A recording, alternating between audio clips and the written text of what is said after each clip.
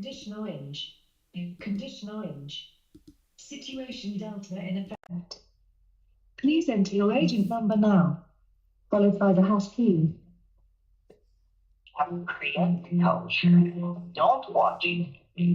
Don't read magazines. Don't even listen to NPR. Time comes when silence is betrayal. More for themselves and less for everybody else. But I'll tell you what they don't want. They don't want a population of citizens capable of critical thinking. They don't want well-informed, well-educated people capable of critical thinking. They're not interested in that. That doesn't help them. Think for yourself. Question authority.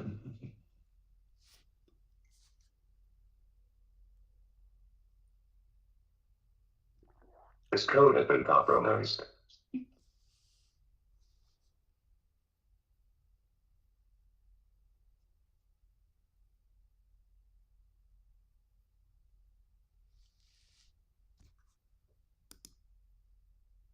All right, welcome back, Truth Seeker. Again, we still are having those audio problems. They're pretty much now just the standard for the show, and still keeping the fingers crossed they'll get resolved over here.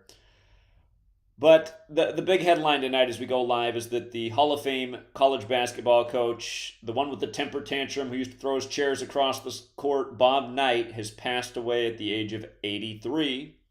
We've been talking a lot about the death of Matthew Perry on 10/28, October 28th, in light of Matthew 10:28 in the Bible, what that verse says, and how his last Instagram post was his 83rd post, while his father's in his 83rd year of life, who's also an actor. And again, if you're new here, 83. You got to take a minute to look up the lyrics to the song Murder by Numbers by The Police from 1983 about how killing is as simple as ABC is 1, 2, 3. And in this code of letters and numbers, Gematria, the word murder, it equates to 83. And again, it doesn't mean everybody who dies at age 83 was murdered. Obviously, plenty of people I'm sure have died after a long life living to 83, which many people don't even make it to. I'm sure they've passed naturally and in other ways. But sometimes these deaths are a bit interesting. And for example, Bob Knight just turned 83 years old. He just turned 83 days ago. And the thing is, he's known for basketball, a game of 5-on-5. And would you believe how many days we are from the start of the college basketball season? We are 5 days away. 5 days. November 6th, the college basketball season will begin. And keep in mind, he died at age 83, which does mean he died in his 84th year of life. Again, the reason that's so is because when you're born, you begin your first year of life. And then when you turn 1, you begin your second year of life. When you turn 2, you begin your third year of life. So Bob Knight had just begun his 84th year of life. The last college basketball season was concluded with the 84th March Madness tournament where Connecticut stole the show with the Mega 84 ritual, as we documented from the start of the tournament through the end of it.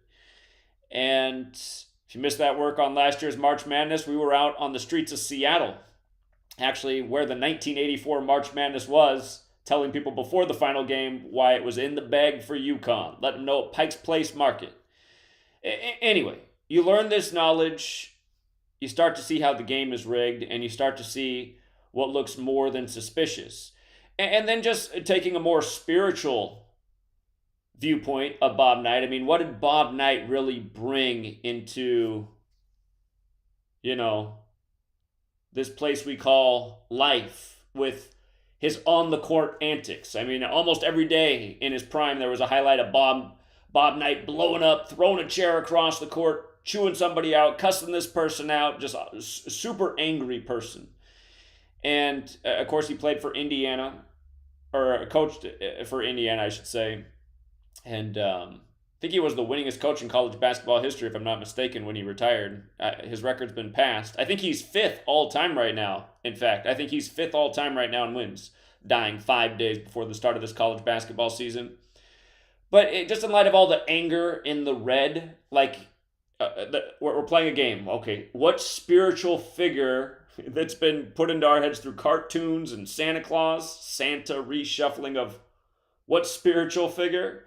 But again, what spiritual figure? Just like anger, things that aren't necessarily good. Red, what might come to mind? Just in our cartoonish way that we're introduced to these things, or at least so many of us have been in this lifetime. Maybe like a little devil, right? Like a little devil, Bob Knight. And the funny thing about that, again, he's dead 5 days before the start of the season for college basketball. In the Church of Satan, there's 5 degrees. Remember, the highest degree is mega, M-A-G-A, just like what Donald Trump's a part of. And again, in the Church of Satan, you learn to be a self-worshiper. I mean, it's hard to find a bigger self-worshiper than Donald Trump. But again, 5 degrees to the Church of Satan. In Gematria, Satan equals 55. We'll get to where devil equals 83. But this college basketball season also begins on November 6th, the day leaving 55 days left in the year. So the Gematria piece that makes this more interesting, again, is death at age 83.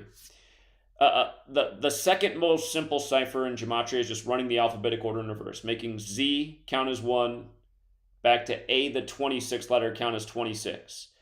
And when you run the alphabetic order in reverse, all of these words equal 83. And if you don't understand on the first go through where they all connect, let's just put it together.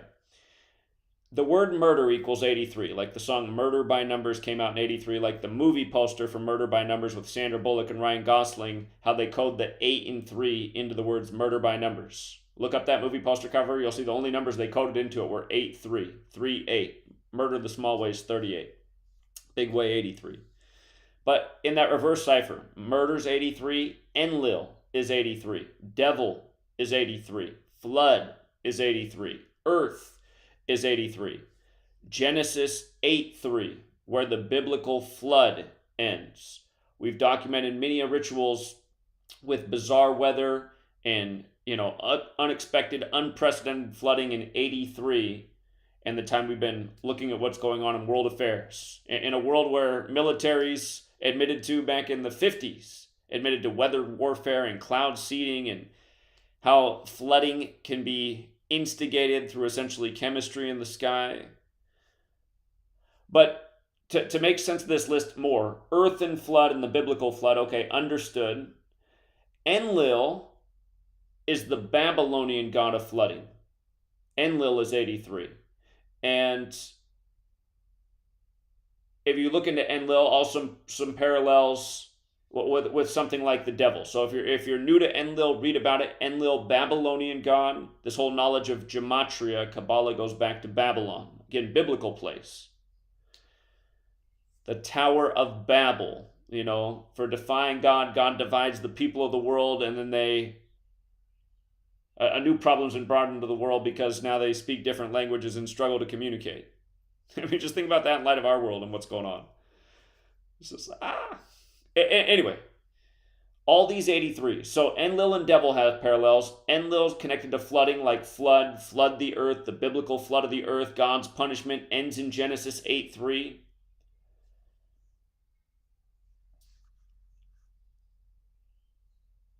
Again, this season will begin 5 days after his death, the sport of 5-on-5, where Satan, in the most simple cipher, is 55. And you know what? Let's just make this point too. Again, Manly P. Hall, The Secret Teachings of All Ages, he introduces 4 ciphers in that book. The alphabetic order with numerology, the reverse alphabetic order, the reverse alphabetic order with numerology. If you look into the headlines that are out there for Matthew Perry, CNN put out one, and I'm sure other people probably syndicated it, but about how Matthew Perry begged God, told God he would do anything for a role in Friends. It was a long headline that CNN had up, and the interesting thing about the word God in Gematria, if you run the alphabetic order in reverse, the word God equals 55. And if you run it in reverse and apply numerology to each letter before adding, the word God equals 10. And If you just take the alphabetic order, the word Satan is 55, and if you take the alphabetic order with numerology, Satan is 10. So 55 and 10 for Satan and God. And 55 is the 10th triangular number and the 10th Fibonacci number. And there's a lot more you can say about this number. It's special in this study. You got to start looking at things like this nation's War Department, the Pentagon, 5-sided, 5-acre court in the middle, 5 floors above ground, across from the Washington Monument that's 555 feet tall. Then you got to look at actually the actions of this country and like what it's bringing into the world. But anyway, the Marilyn Manson, the rock star, he put out the song about in 2016, Say 10, spelled S-A-Y with the number 10. And the chorus is, when you say God, I say 10. And might have been 2017 that song came out, actually, somewhere around there. But when it came out, we were like, look at that. That's exactly what we've been talking about with the Gematria thing. And now he's putting out a song, like, bringing light to this. But think about that, too, in light of the Matthew Perry headline. And, again, if you're new here, Gematria, the 4 base ciphers, Matthew Perry. His name equals 64 in Gematria. The word kill also equals 64. The day he died was the day leaving 64 days left in the year, which is a very special number. Number of spaces on the chessboard. The Illuminati, founded May 1st, 1776, 64 days before America. Their plan to infiltrate government, education, masonry, checkerboard floors everywhere. Anyway, the word kill in the base ciphers equals 64. It also equals 28.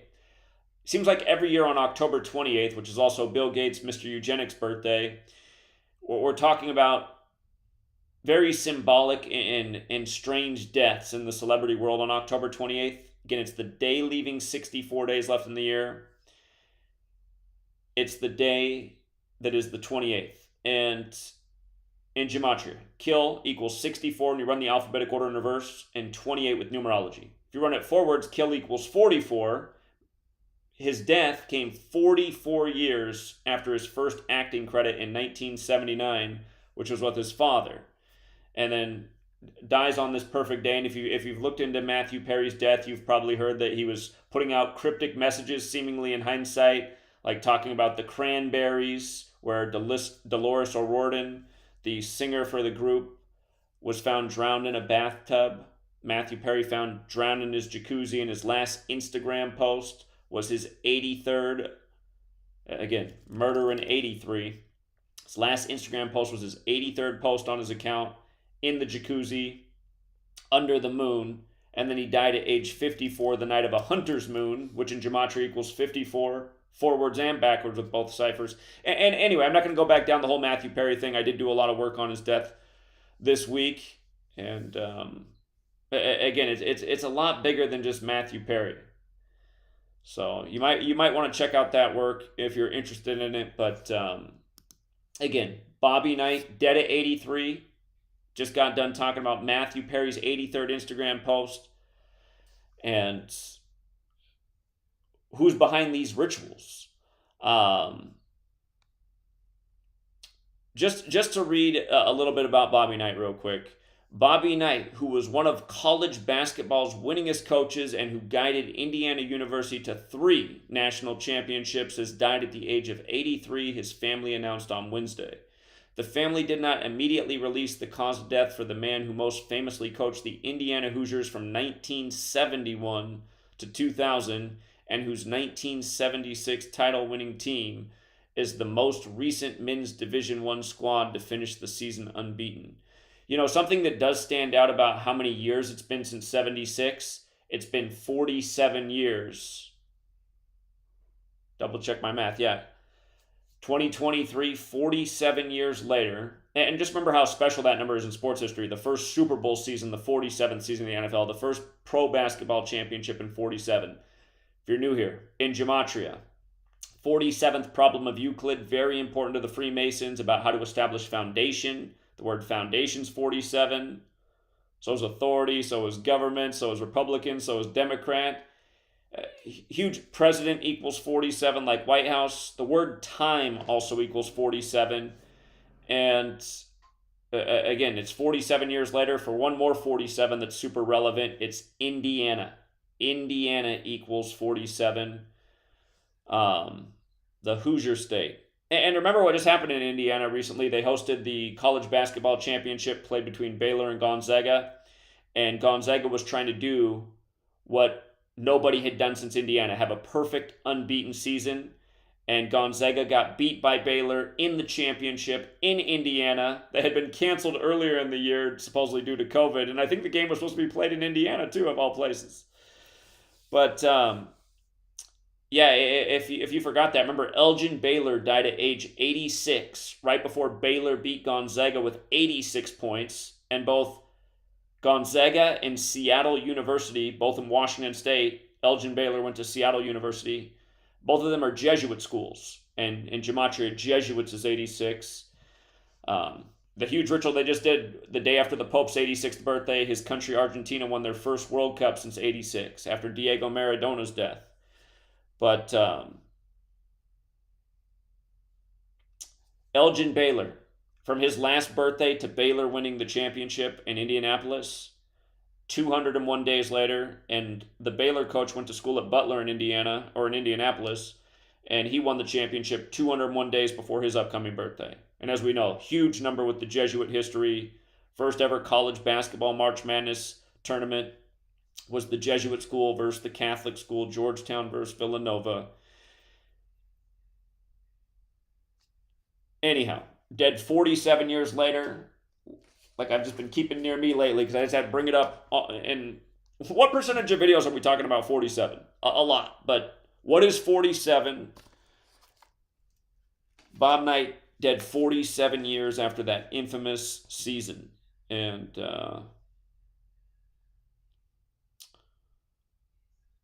died in Bloomington, Indiana. That's where the campus is. And yeah, it'll be interesting. I'll have to pay extra attention to Indiana's college basketball season following Bob Knight. So I just did a quick decode on this before the show started. So if you guys have more observations on this, I'm sure there's a lot more to it. A lot of times these people's deaths have a lot to do with their legacies. So yeah, that's the Bob Knight piece. Of course, yesterday was the day that we recognize as Halloween here in the United States. And one of the top stories, or there were really, it seemed like two dominant stories in the news on Halloween here in the US. It doesn't matter if you're watching Fox or CNN or MSNBC or ABC or whatever.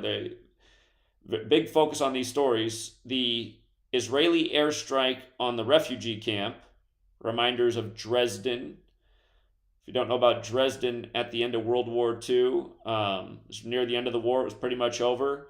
And people who stayed out of harm's way in refugee camps throughout the war, in the Germany area, the US and the UK used napalm essentially for the first time and set a lot of people on fire. They say hundreds of thousands of people were burned to death with essentially the first use of napalm before we used it in Vietnam.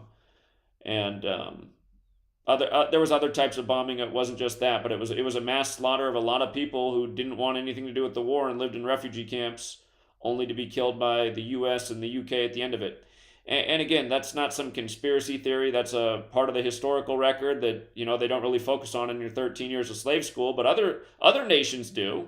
That's how the game's played. You learn all the great things about America and all the bad things about the rest of the world. So you have this idea that you live in the greatest nation ever. What do you think's going on in the next country? They're doing the same type of stuff.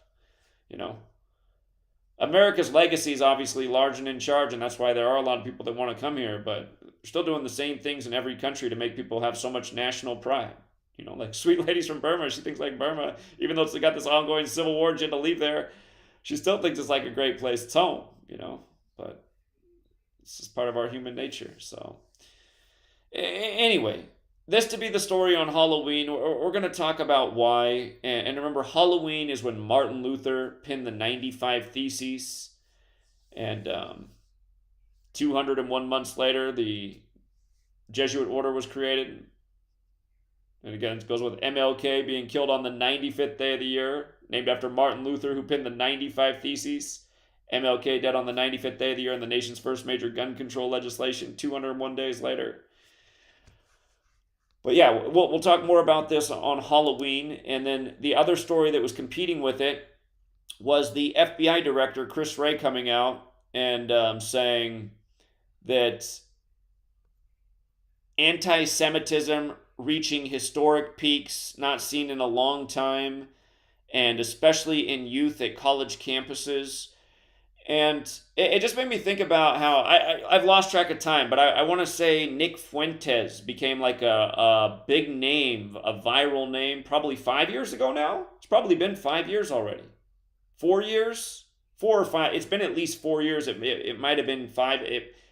And to some people, he might have been no longer than that, but he became this target in the media for anti-Semitism and why people needed to be censored online, and everyone would have a little jab at him, from Bill Maher to some other talking head on TV. And then more recently, his fame has been elevated because he went around with Kanye West. Him and Kanye West were traveling around, and this was a big focus last year when Kanye was in the news to start the NBA season. But yeah, his market is young people, and I just remember some of the stories back on about how he's having a big impact in reaching a lot of people. Something needs to be done. If you don't know who he is, it's funny because his name is Fuentes, right? Which sounds like more of a Hispanic name, I would say. Fuentes. I'd say that's pretty Hispanic. It's just like after, remember how Trayvon Martin, they're making it about white supremacy, but then the killer wasn't Caucasian. They call Nick Fuentes a white supremacist too, and I'm not sure. I don't know exactly what he is. I know he's very Catholic. He's a devout Catholic. But I do wonder how much. See, that I get. We're going to talk about why this news is coming at the same time, and how perfect the Ritualism or Jonathan Greenblatt, the ADL, fits in, and why this was the headline, and why the FBI did this on the day it did. But I wonder if this is more than just a headline and a contrived story. I wonder if what they deem anti-Semitism in the mainstream media, which it's not a fair definition because nobody cares if you talk, like you could scream bad about Arab and Muslim people all day. It's not going to be like some top headline ever. You can bash Christianity and Islam. It's not going to be a top news story. But man, you say the wrong thing about Jews, you could become the top headline. You could have the FBI at your house.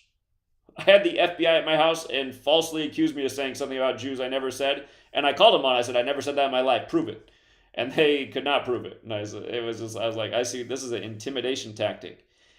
But yeah, again, I want to get to why this is. But before we get to the commercial break, after the commercial break, I'll get to why this is coming at this time. And just like, you can see how perfect this ritual is through understanding this Kabbalistic knowledge of gematria and language and how the calendar's synced up. We're going to get to that.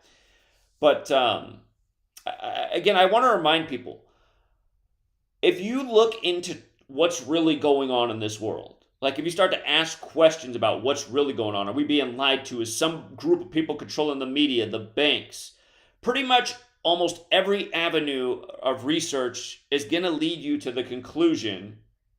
The stuff that's viral, I shouldn't say everything that's out there, but just a lot of the mainstream sources you'll go into, it'll lead you back to essentially Jews are running the world. They're controlling Hollywood, the news, mega corporations, from Monsanto to you name it.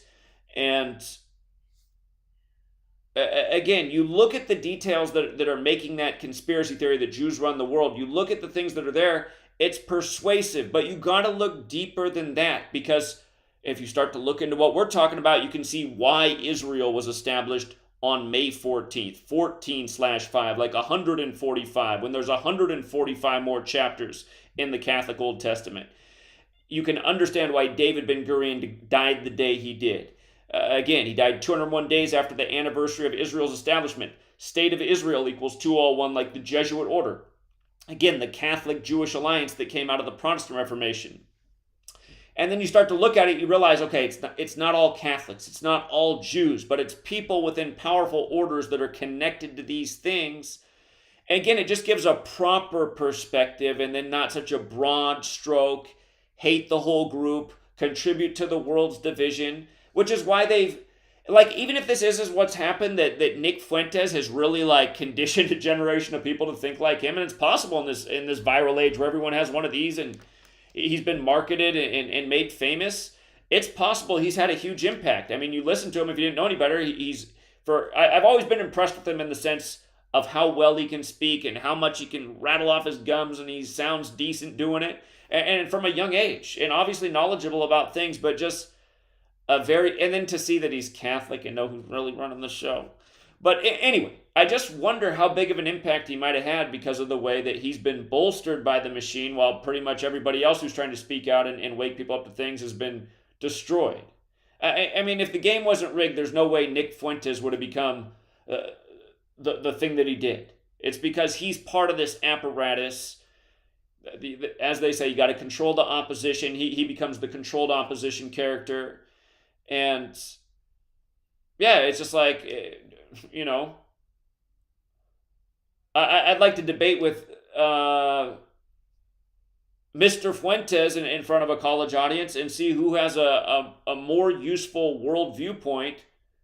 The thing is about listening to me, for all the people who are in a conditioned mind, they'll denounce, they'll not, well, it's not even that many people. I've noticed at this day and age when I talk to people in person about this, I usually start with just something real simple and just build on it.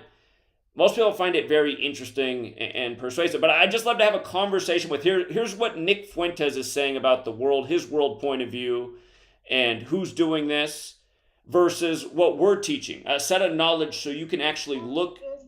We'll be right back, Truth Seeker. I'll get to my point after the break.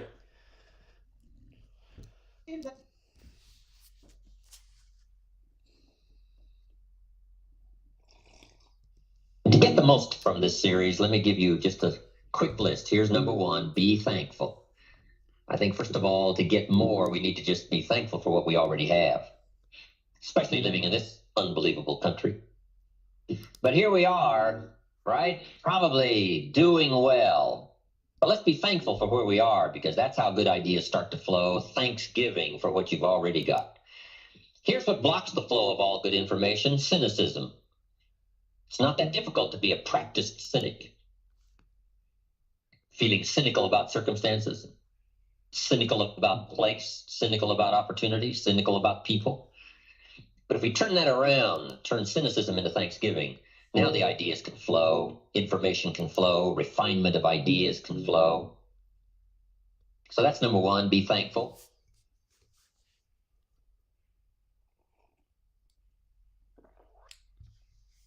The reviews for Extendivite are amazing. Here are some from Amazon.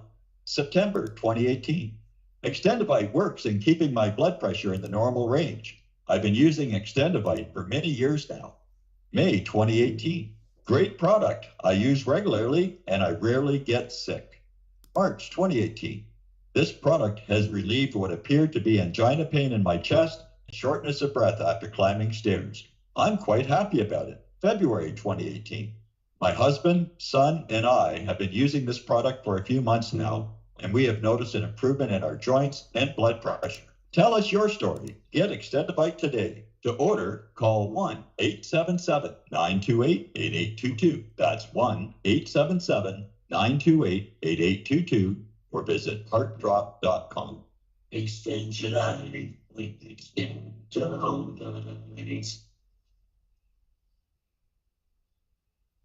Greetings, Earth Explorers. My name is Brooks Agnew, and I am your host on X Squared Radio every Sunday evening at 8 p.m. Eastern Time on the Truth Frequency Radio Network. This is where the past meets the future. We explore the mysteries of the universe and of the Earth. We might go a little past your imagination, but have no fear. You will be safely traveling with us. We will dissolve the propaganda of dangerous people with dangerous plans for the planet. We will discuss the latest technologies and challenges for humankind. We will discover the safest place for you to stand when the thinkings and doings of mankind come flying apart, and how you can be one of the people that helps put it back together. Join us.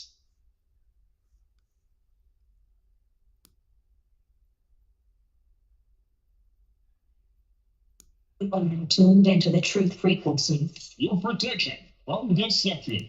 TFR. Truth Frequency Radio.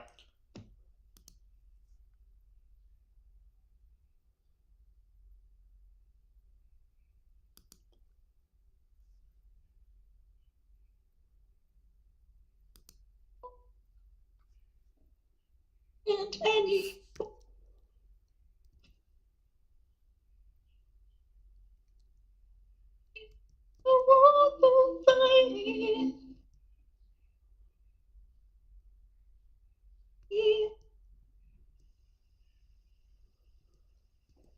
All right, I think we're back, True Seeker. And you know what? Let me just go into greater detail on these stories here, and then I'll come back to the point I was trying to make. But yesterday, Halloween, right? High Ritual Day, Day of the Dead, and just a disturbing story, right? An Israeli airstrike on a refugee camp in a war-torn area that's been war-torn for a long, long time, you know? And the justification for what's going on is what happened in World War II. And now more recently, the attack on October 7th by Hamas, as we're being told in the media.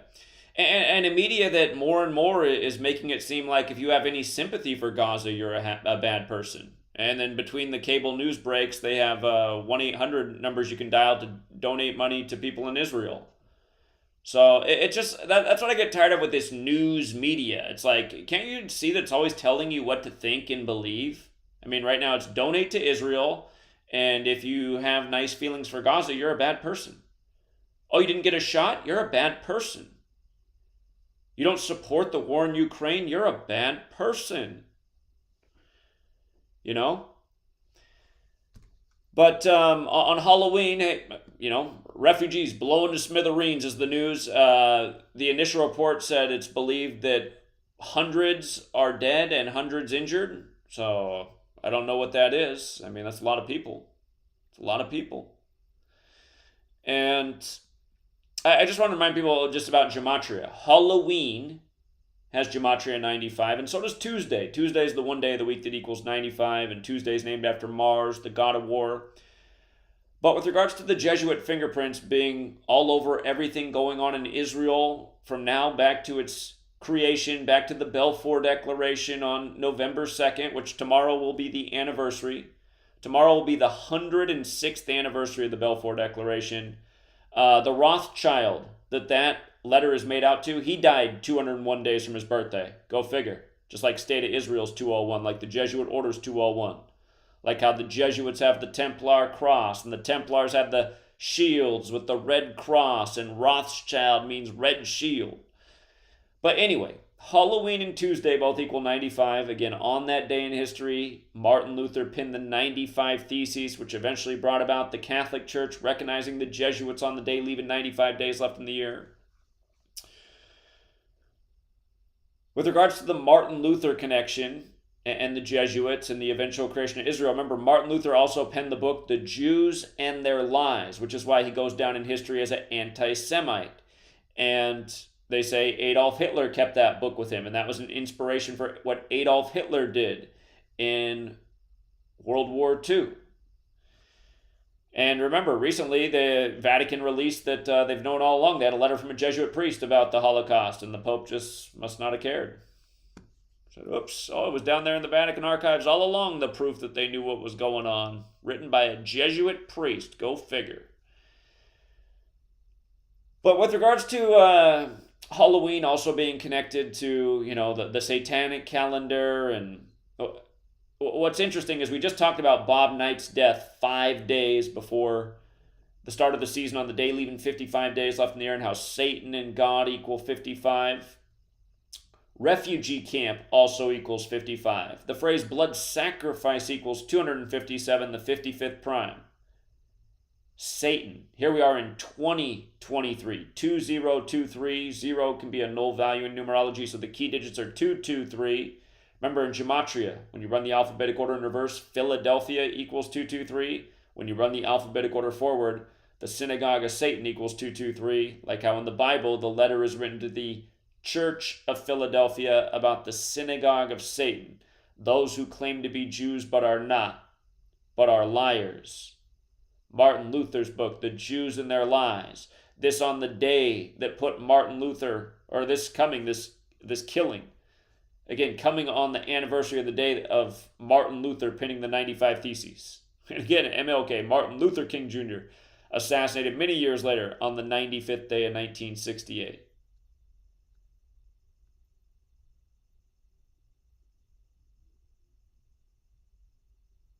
So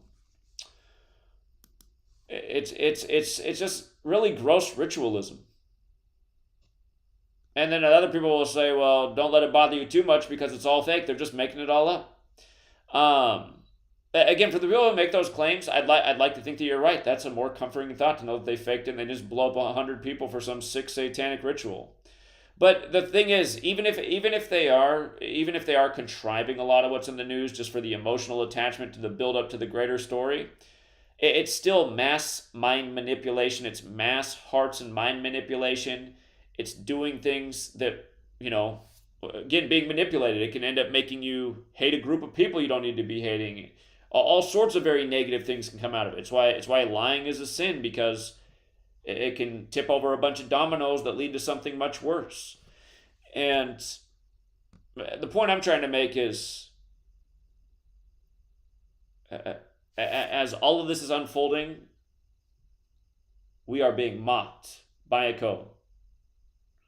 If you guys missed it, October 7th, the 22nd anniversary of us invading Afghanistan when this war popped off. If you missed TFR from 3 nights earlier, Wednesday, October 4th, the day of the emergency alert in the US and in Russia on the same day, 10-4 message received on October 4th, 10-4.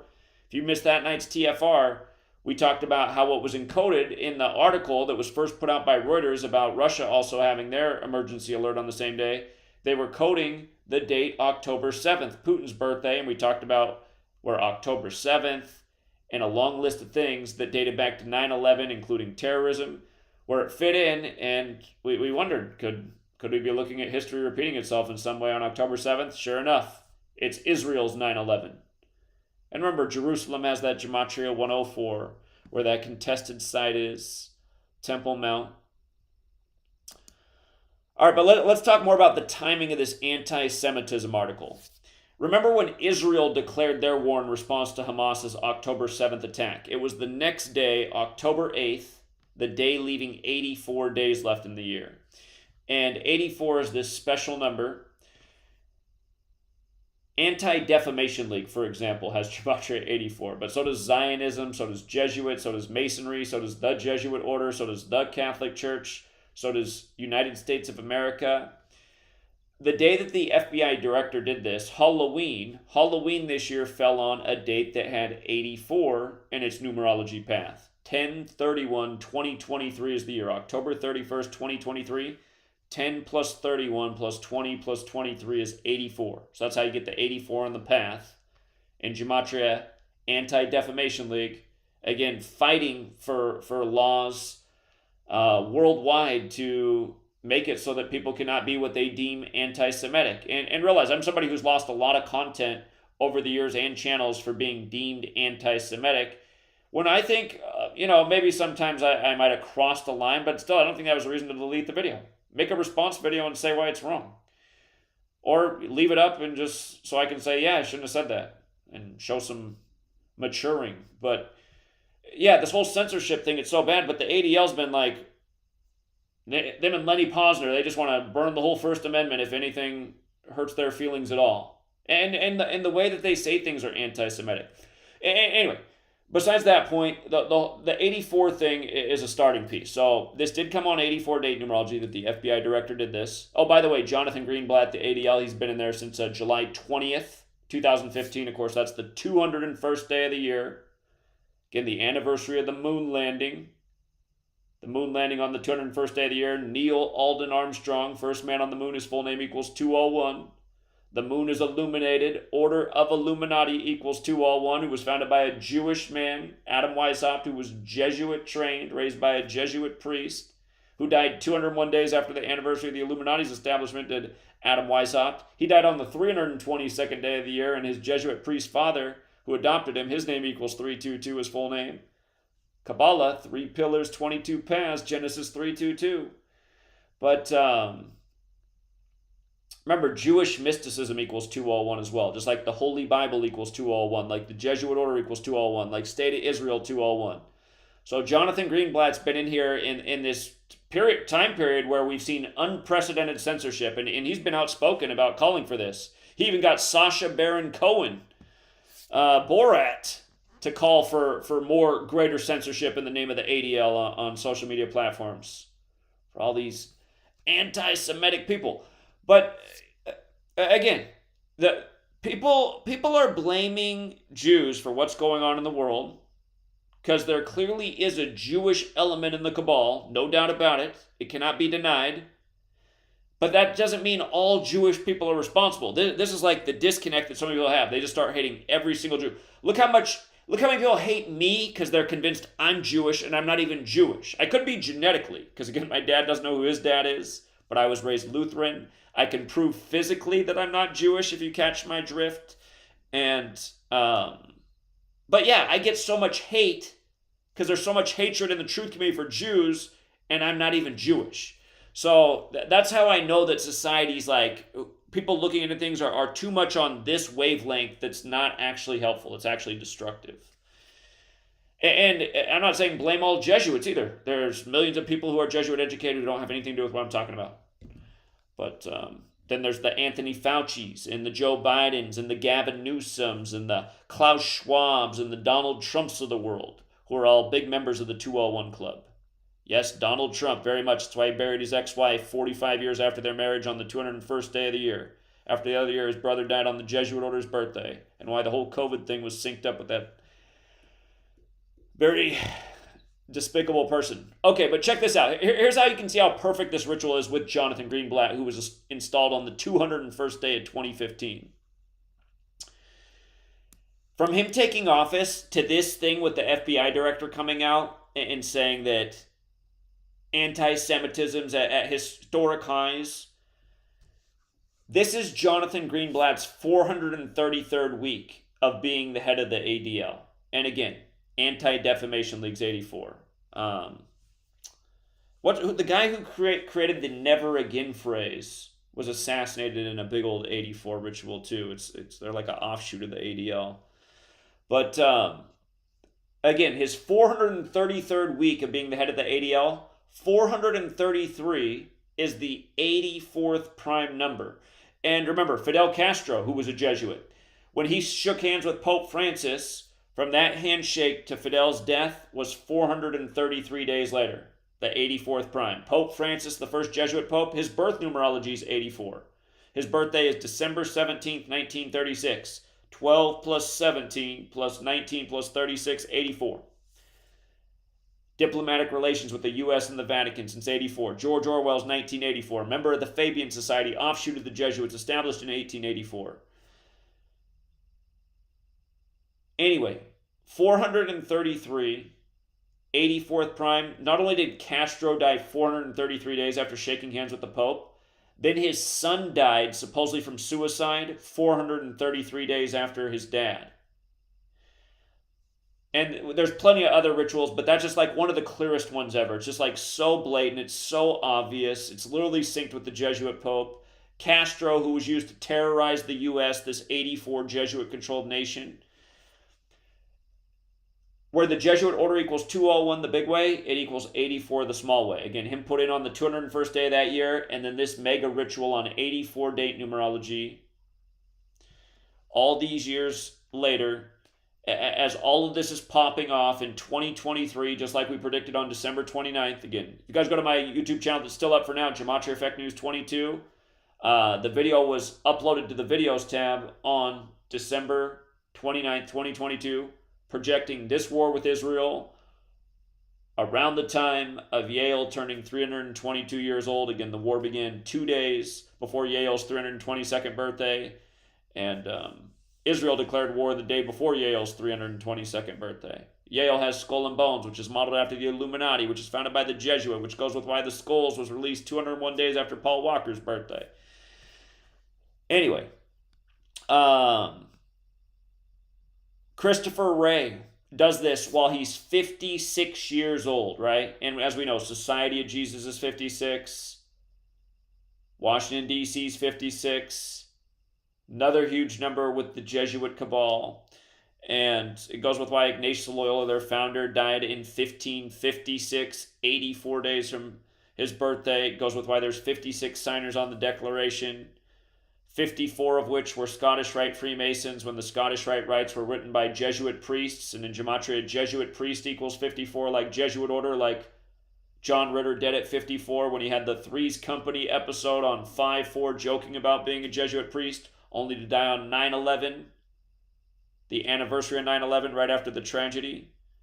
Again, 2 towers became 0 before 1. They lived in apartment 201 in Three's Company.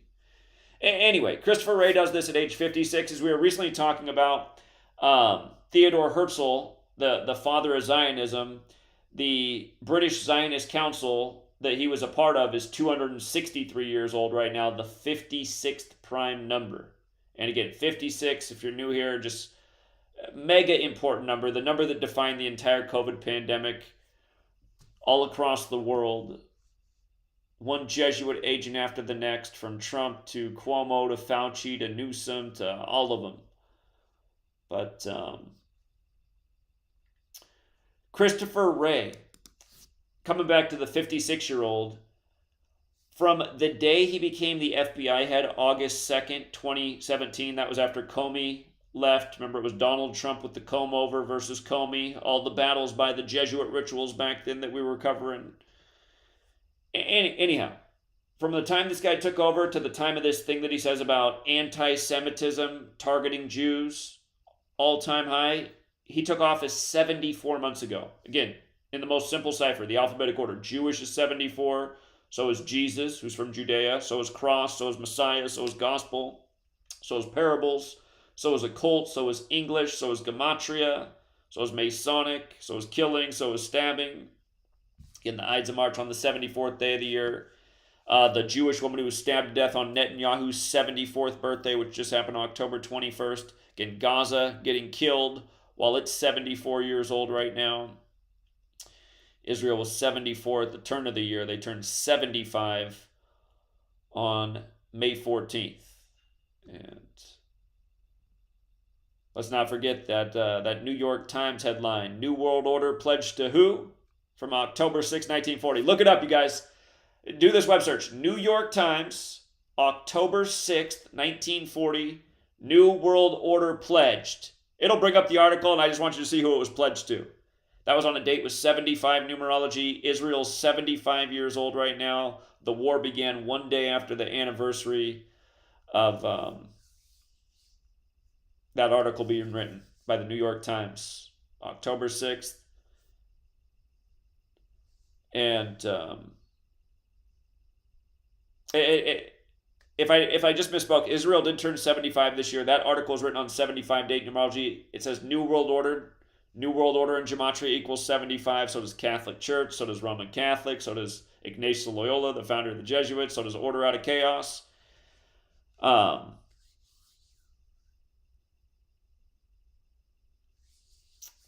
My mind short circuit. I forgot the other part I want to say about that, but just how perfectly synced up it all is. Oh, I know.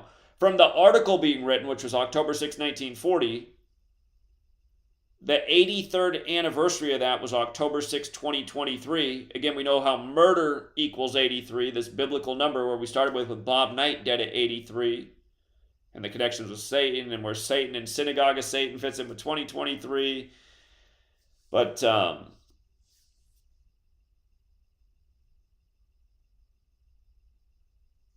Anyway, I think I made the point. My mind, I did get up early this morning. I think the battery is finally dying out. It's like a cell phone. Anyway,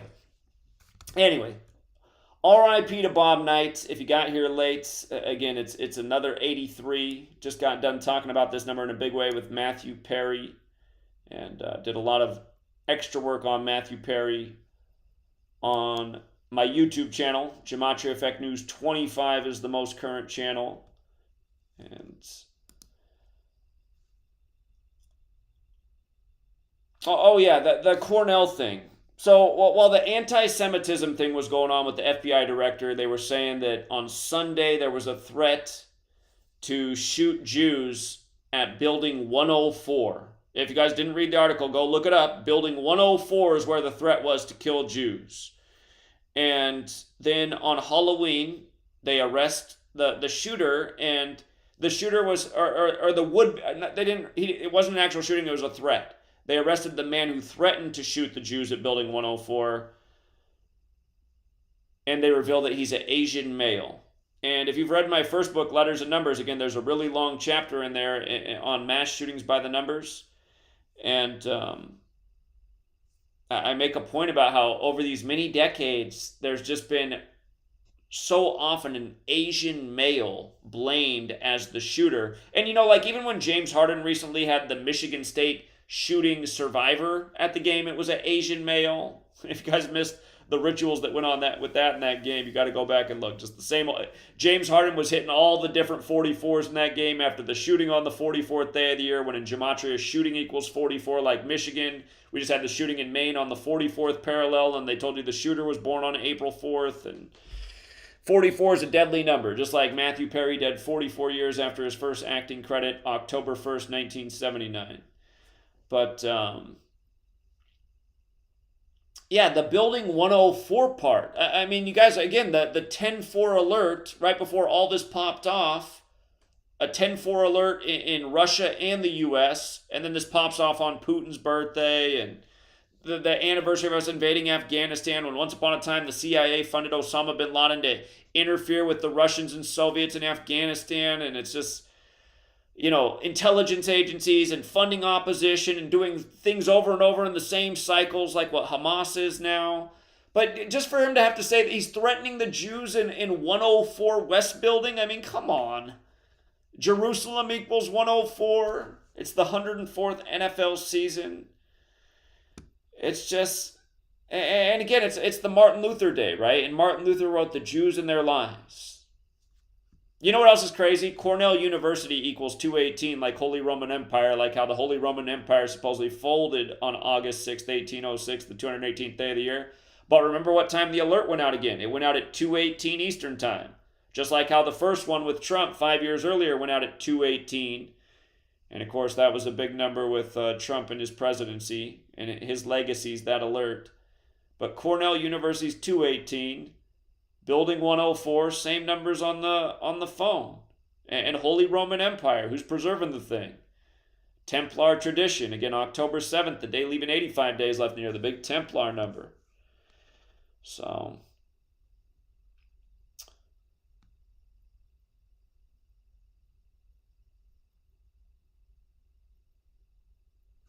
if you guys want to go look at something that was bizarre as well, the October 7th incident with Hamas, it overshadowed what happened in Afghanistan. Afghanistan had 3 successive earthquakes that were all said to be 6.3s.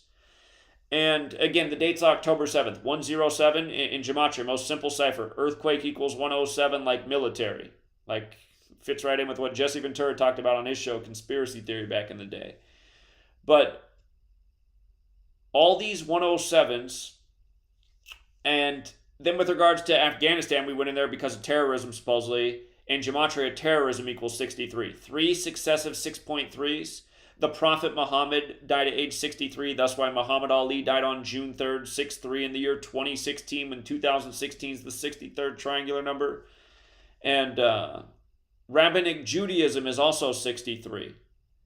Just in light of how, because of that, they're saying that's piquing all this anti-Semitism and all this unprecedented support for Gaza, when that's not really the U.S.'s thing. The U.S.'s thing is Israel, so we don't want the young people supporting Gaza, and you see that in the establishment media right now. And it's crazy. I saw a politician on a talking head earlier today on the news, and he was just saying the same thing I just said. I mean, he's talking about how everyone should be behind Israel, and you're not a real American, essentially, if you're out there for Gaza. And he's like, what don't you understand about Hamas and terrorism? It's just like, God. It's like, man, it's like, anyway, we got another commercial break coming back up, but I wish we could get on the news and share with them what we know and just get people to think about things and why things are really happening. And who's pulling the strings and who's keeping us fighting over the same old things, from political parties to religions.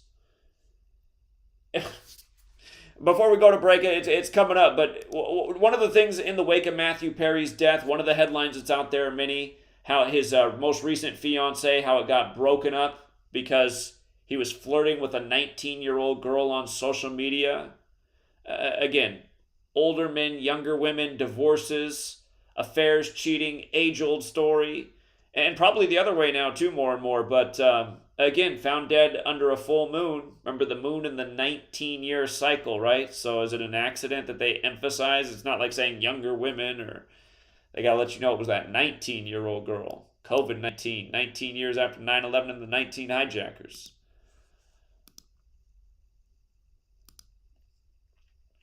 Just other little fast facts for October. Shout out to George. George pointed out that 3 famous Richards died in October, and they were Richard Butkus, right before the Bears' big primetime win on Thursday Night Football, Richard Mole of Night Court, and Richard Roundtree. Shaft. And of course, Shaft has that Gematria 81 like race, like ritual. And dead at 81, right before Joe Biden turns 81, who supposedly got 81 million votes and went to the Oval Office with one-term senators who were the darkest complected in the nation's history. President Biden equals 81. We'll talk more about that after the break, and then we'll start taking your calls. And we're supposed to hear some sound, but I don't. So again, the audio is not working.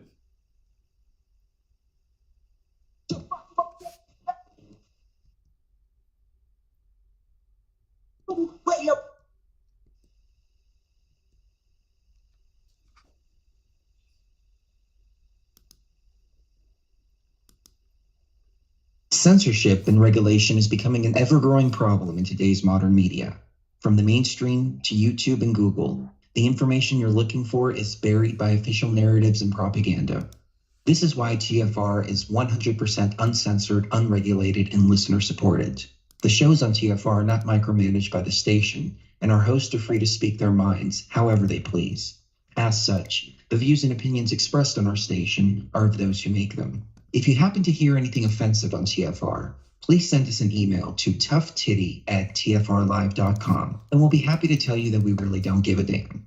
We stand for freedom of speech and non-censorship. If you also stand for free speech, you can go to tfrlive.com/sign-up and sign up for a TFR supporter pass and help us in our mission to keep the airwaves uncensored and unregulated. TFR Live, your uncensored and unregulated protection from deception. People, thank you.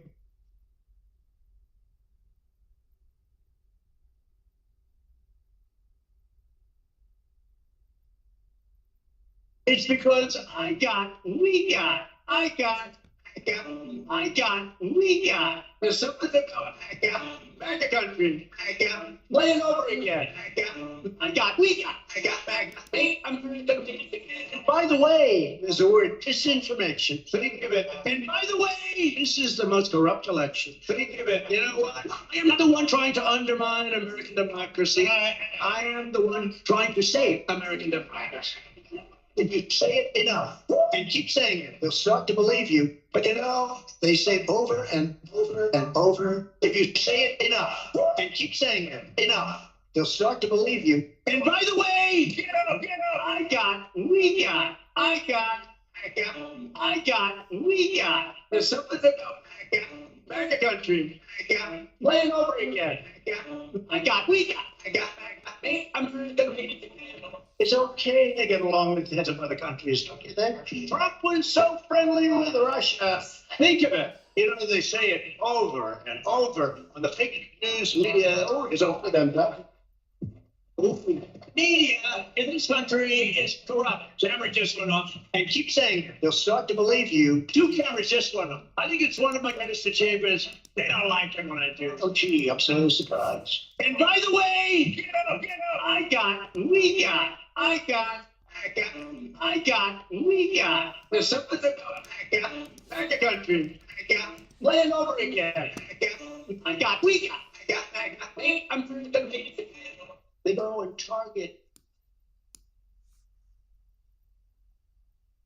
Tuned into the truth frequency. We are TFR. Radio.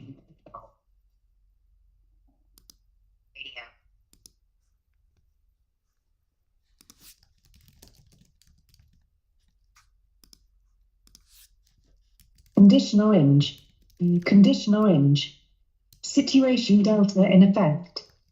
Please enter your agent number now, followed by the hash key. Culture. Don't watch. Don't read magazines. Don't even listen to NPR. Time comes when silence is betrayal. More for themselves and less for everybody else. But I'll tell you what they don't want.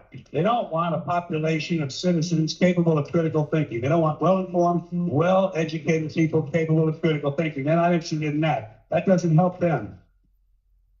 Think for yourself. Question authority.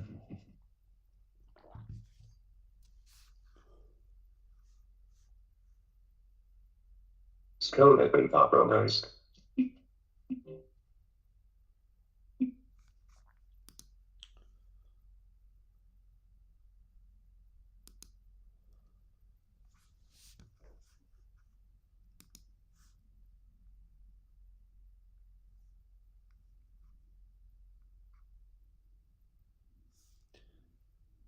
Okay, I'm going to assume the sound is off. For people just watching on YouTube, again, every Wednesday night, this is a show that's on Truth Frequency Radio. And for the first few years that we did the show, we never streamed on YouTube. It would just be on the radio. But then at some point, Chris Geo asked me to start streaming it on YouTube as well. And we've been doing it ever since. But for, I don't know, several months now, the audio doesn't work right on the breaks. So, like, everything sounds terrible. And sometimes you can't even hear what's supposed to be there. But the people listening on the radio, if I talk, even though it sounds silent here on YouTube, I'm actually talking over the sound that it works when you're listening to the network. For whatever reason, my input through my connection to the station, something is wrong. So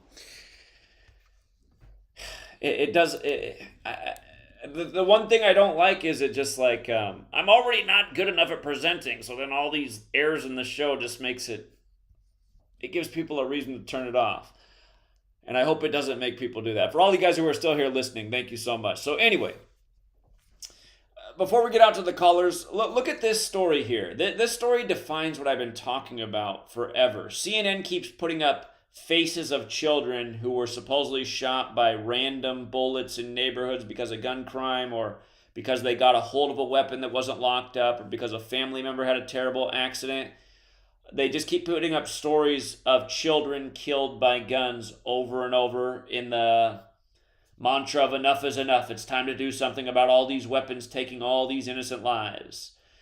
And look at this story right here. If you're on the radio, sorry you can't see it, but if you're watching on YouTube, and we are streaming on GematriaEffectNews 25, if you're looking at the screen, you see the picture of the little 9-year-old girl. The headline of the smiling young 9-year-old girl says, she lost her mother to gun violence. 5 years later, this vibrant 4th grader was killed while getting ice cream.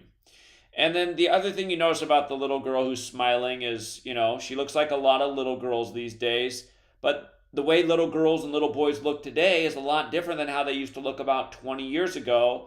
And that's because out of, say, a school of a class population, maybe 500 kids, I'd say back when I was growing up in the 80s and 90s, I'd say maybe out of those 500 kids, maybe at the most, 5 were overweight.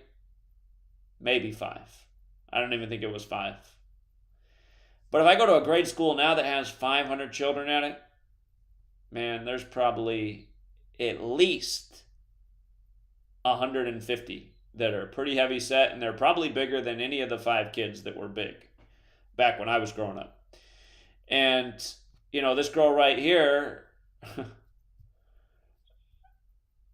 I don't even want to be mean because it's a kid, but it's just like, a double chin has just become a common look in America. And again, a story about how she was just going to get the ice cream when she got shot. The point I want to make is, again, because of this culture of fear, all this fear, Amber Alerts, killers everywhere, shooters everywhere, terrorists everywhere. People don't go outside anymore. And then in this age of fear, technology's gotten way more cooler and immersive and streaming, and you don't have to go rent a movie anymore. Back in the day, Friday night, school's out. Hey, let's go rent a movie at the store. We'll probably run into some cute girls over there. I mean, life's not like that anymore. I mean, now I guess you can just meet the cute girls through FaceTime on your phone, but like you'd actually be out in the flesh and you'd run into them and be like, hey, you want to watch the movie at our place? But anyway, this digital age where everyone's just inside, they're not moving their body, they're eating. I notice like if I'm really active and working all day, I'm not getting hungry. I'm like busy. I'm doing things. If I'm just sitting around all day doing nothing, I can be sitting all day working, writing things. I won't get hungry. I'm working that way. But if I don't have anything to do, that's like when I start to feel like I need to snack and stuff. And I feel like that's what's happened to America. We're not moving. We're sitting too much idle time. When I'm in front of like the TV watching a movie, I remember back in the day growing up with my mom and dad, that the one thing they like is to go see a movie and get some licorice and some popcorn. So like I have a nostalgia with that. But I don't want to eat those things because I know they're not good.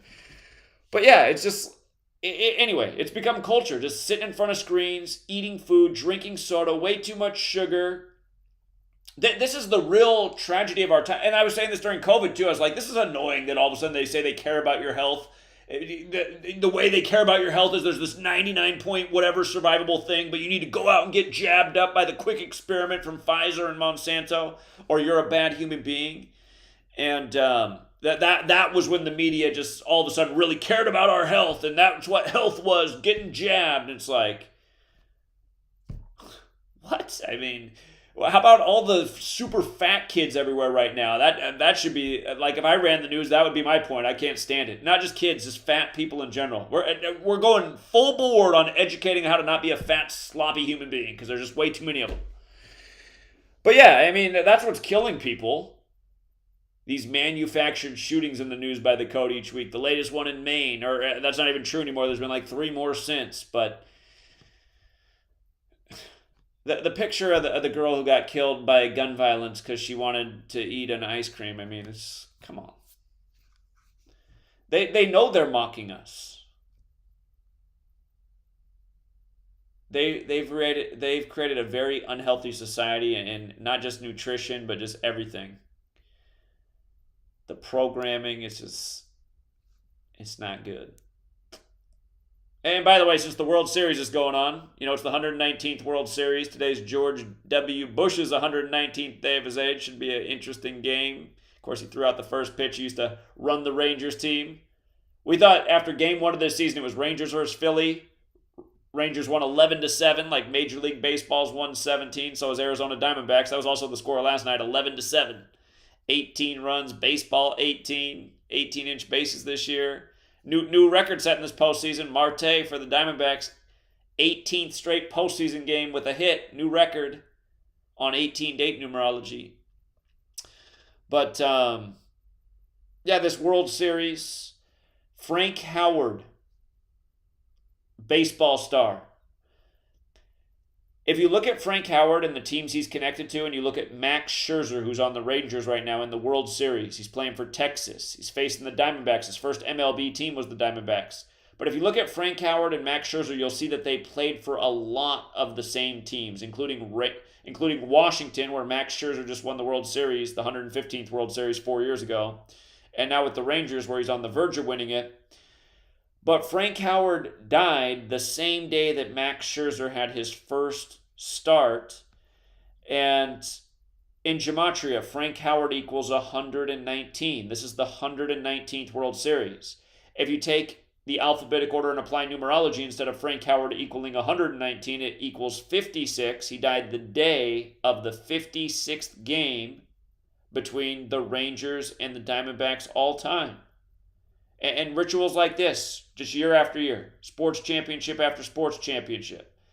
It's so blatant. And when you know Gematria, you can see right through it. And then you start to understand why there's a song out there called Gematria, the killing name, and murder by numbers, and how killing's as simple as A, B, C is 1, 2, 3.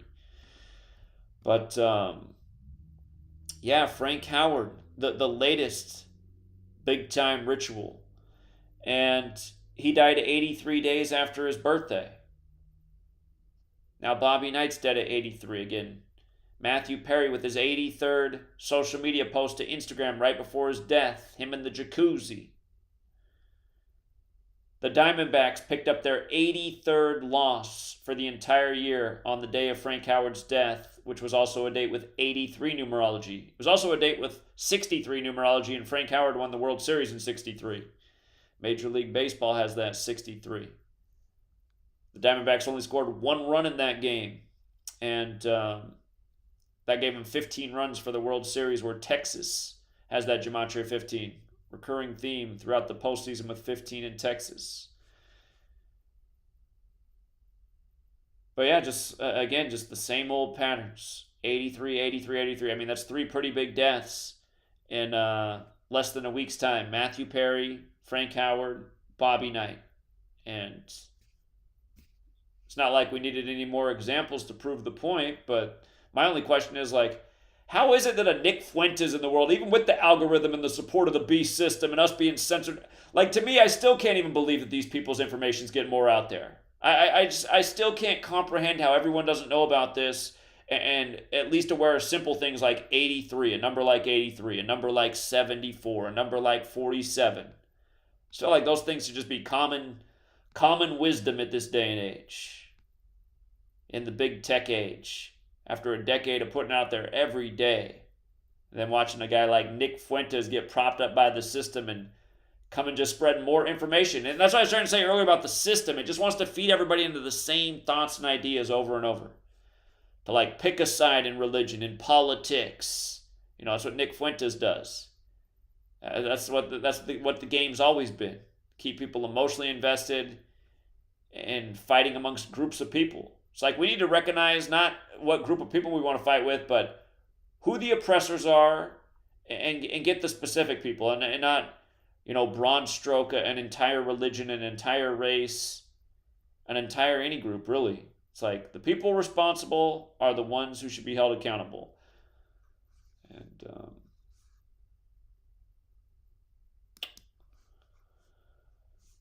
anyhow.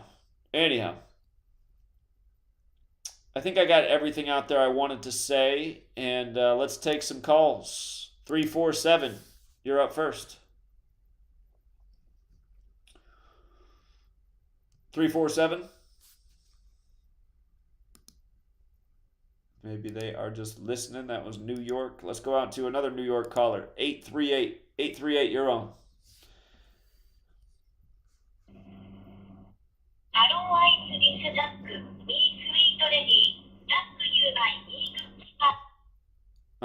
I don't know what that is, but I can tell it's a troll. So let's try the next one. Let's go out to 951. 951, you're on.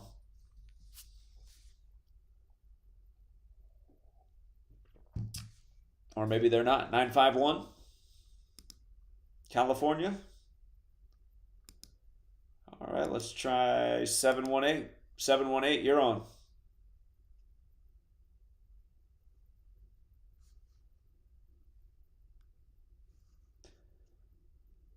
Seven, 1-8.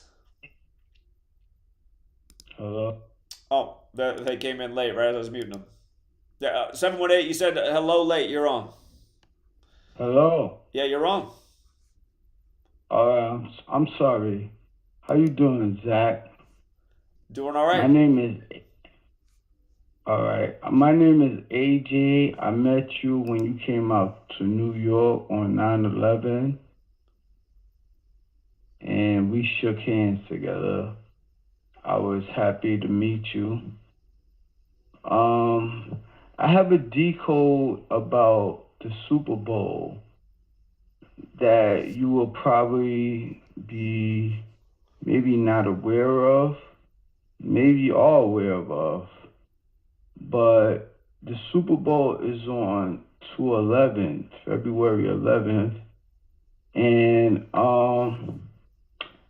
this year, we are about to approach November 3rd, which is 2 months and 11 days after Kobe Bryant's birthday. And I was thinking about Michael Jordan. Yeah. Because Michael Jordan is 113. And Yeah. we about to hit 11. He's 60 years we old. About to hit. So that's yeah, it.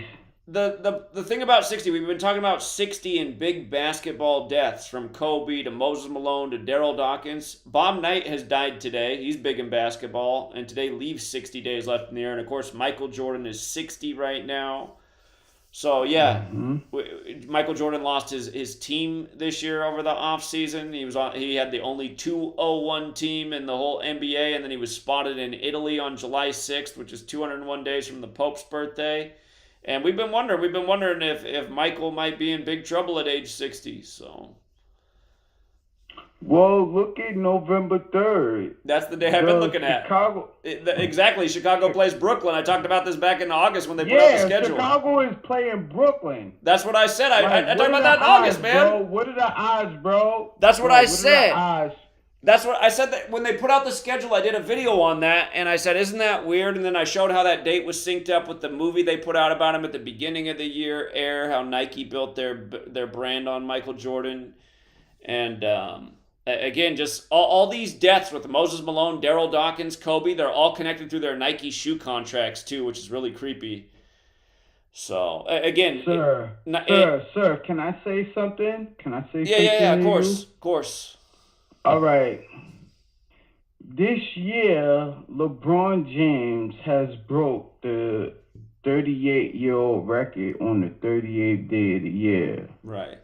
At the age of 38, with 38 points. You see? Of course, and then the 38th state won the NBA Finals. Now, let me tell you something. You might not know something. 38 years before that day, Michael Jordan played against the Cleveland Cavaliers. And he played for 38 minutes. I didn't know that one. So what day was that in history? All right. Look it up. Look it up right now as we speak, bro. He played for 38 minutes and he scored 23 points. What was the date of the game? February 7th, 1985. That's the day I was born. Oh, crazy. This is crazy, bro. And I'm going to tell you some other things that's going to blow your mind. Yeah, here it is. Look, his official box score. You can get it on Pro Basketball Reference. Michael Jordan, 38 minutes. 38 years to the day LeBron set the record. That's crazy. On the 38th day of the year, he played for 38 minutes. Oh, and when I seen that, I was like, okay, he's the only player on both teams to play for 38 minutes. Did you see how many points? What are the odds? How many points did he score? Did you see how many points he scored in that game?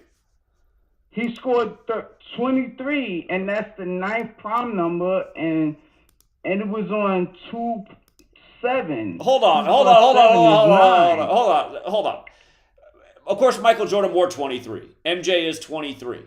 And the letters MJ, 13 plus 10, the 13th letter, the 10th, MJ is 23. And LeBron sets the record to start 2023 on that day all those years later. A big number with LeBron also is 87. I just see that there were 87 field goal attempts in that game. It makes me wonder. James equals 87. Okay, I didn't even know about it. I wasn't even thinking about it. I was just thinking about the 38 because it was the 38th day of the year, and that was the day I was born. And I was like, holy shit, he's the only player that played 38 minutes that day. And he scored 23 points, and 2 plus 7 equals 9. And 23 is the 9th prime number. I was like, oh shit, okay, there's something going on. And then on my birthday this year, LeBron James scored 38 points, and Cleveland played against the Bulls 38 years ago. Yeah, that's a great observation. And look at this. Cleveland scored 108 points. Chicago Bulls scored 99 points. 99 plus 108 equals 207. So there was 207 points scored in that game on 2-7, which is the 38th game. Excuse me, 207 on the date of 2-7, which is the 38th day of the year, and Michael Jordan is the only player to play for 38 minutes. I was like, oh, okay, something's going, and he scored 23 points. I was like, oh, okay, something's going on. Something's really going on. You know why? Zach, look at this. I went to PS2 38. I graduated from PS2 238. That's in Brooklyn. You could look it up, bro. Okay. And guess who else went to PS2 38? Who? Jordan? No, Sebastian Telfair. Oh, for the Blazers, he was the Blazers. The Blazers picked him. Okay. And he's the cousin of Stephon Marbury. That's right. And he is the 13th pick of the first round draft. 113, Michael Jordan, 113. Okay. But yeah, I actually, if you go back and look at look, Zach, I've been meaning to talk to you for a long time because I've noticed there's been some crazy ritual going on and I have no control of it, but I need your help. Like, really, bro. Like, this ritual that's going on is very detrimental to me and my family.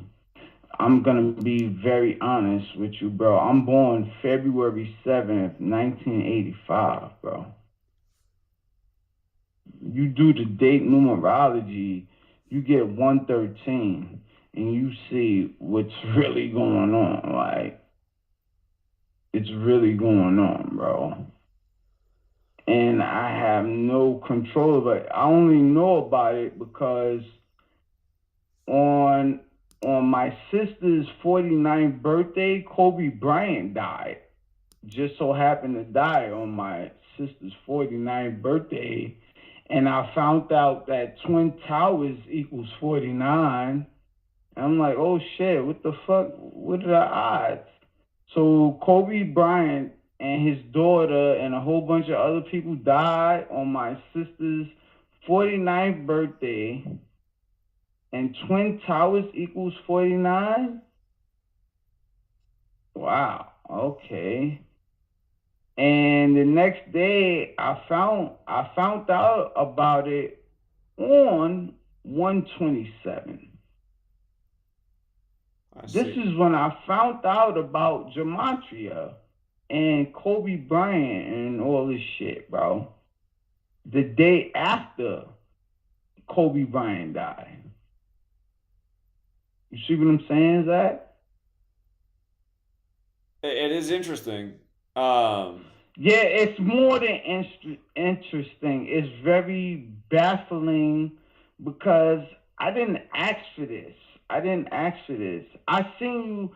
Actually, I went to see you last year on 9/11, September 11th. I went to see you. I shook your hand actually on 9/11. And you came out there. You and your people.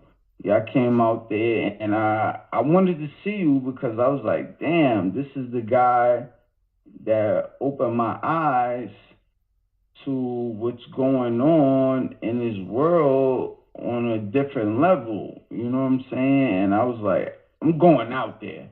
So I went out there. I waited out there for hours to see you, and I finally seen you, and I shook your hand, bro, and I felt so good to meet you that day, bro.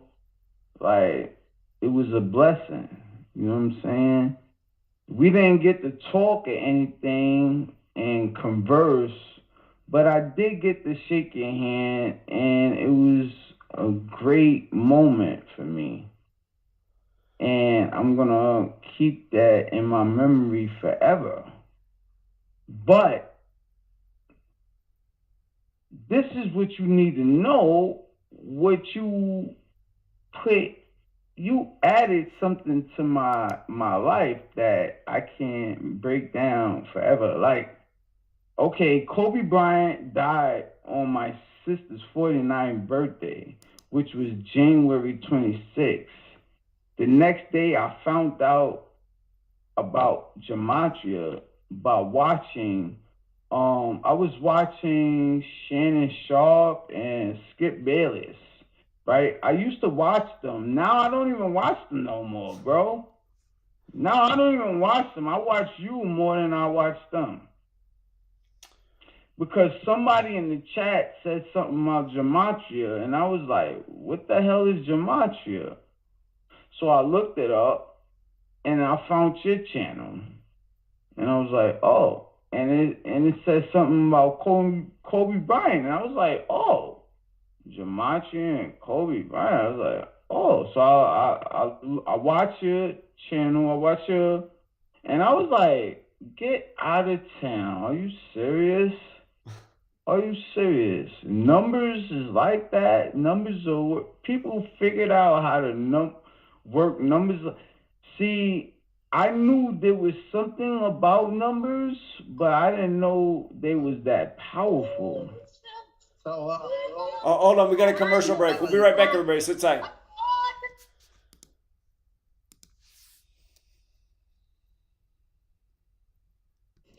Yeah.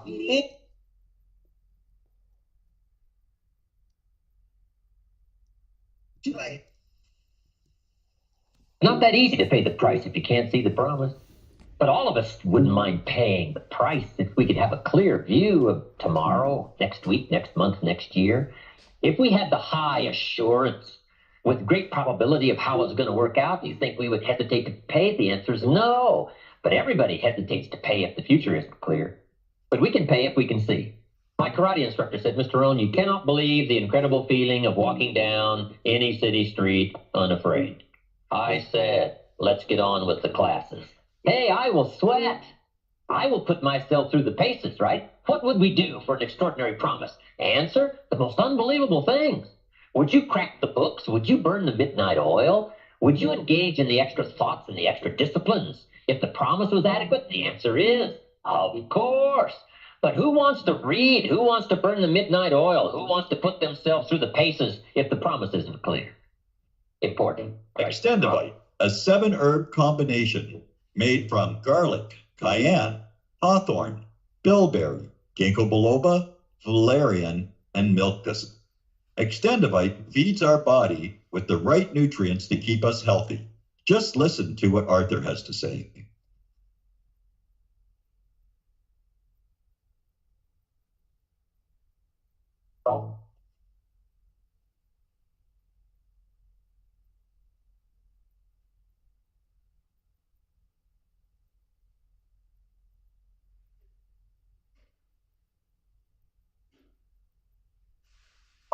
To order, call 1-877-928-8822. That's 1-877-928-8822 or visit heartdrop.com.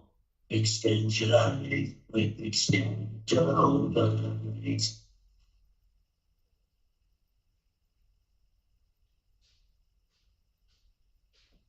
For millennia, mankind has been searching for answers to the big questions, such as, where did the universe come from? Where did we come from? Why are we here? Are we alone? And what the heck is the Fat Watch all about? I can't promise you answers, and neither can the Woo Crew, but they invite you to join them Friday night at 7 p.m. Eastern, midnight in the UK, for Freaky Friday, exclusively on Truth Frequency Radio. Rituality, multiverse, quantum mechanics, the occult, and so much conspiracy analysis that it will make your mind melt. Take my word for it. Freaky Friday. It's more than a show. It's a way of life. I'm Stephen Hawking, and I'm proud to be a Wookiee.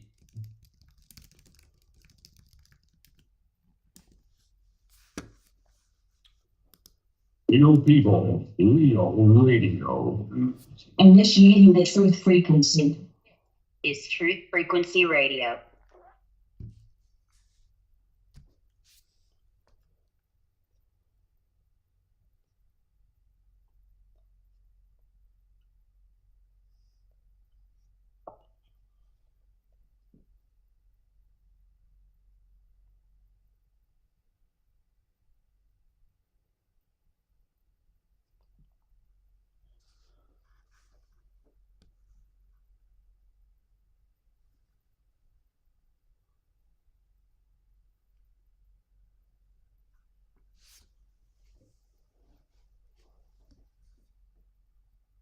All right. Again, I hope I'm not talking over the sound, but it's got to be close to finished. We got an hour and a half of show, and just to remind callers, again, I appreciate everybody calling in. I appreciate new callers, but if you can keep your call to no more than 5 minutes, it allows a lot of people to get in the show, and our friend from 718, I really appreciate that you came out to New York last year, and I'm going to go back to you since you got interrupted by the break, but I just want to make sure what you're saying that I understand.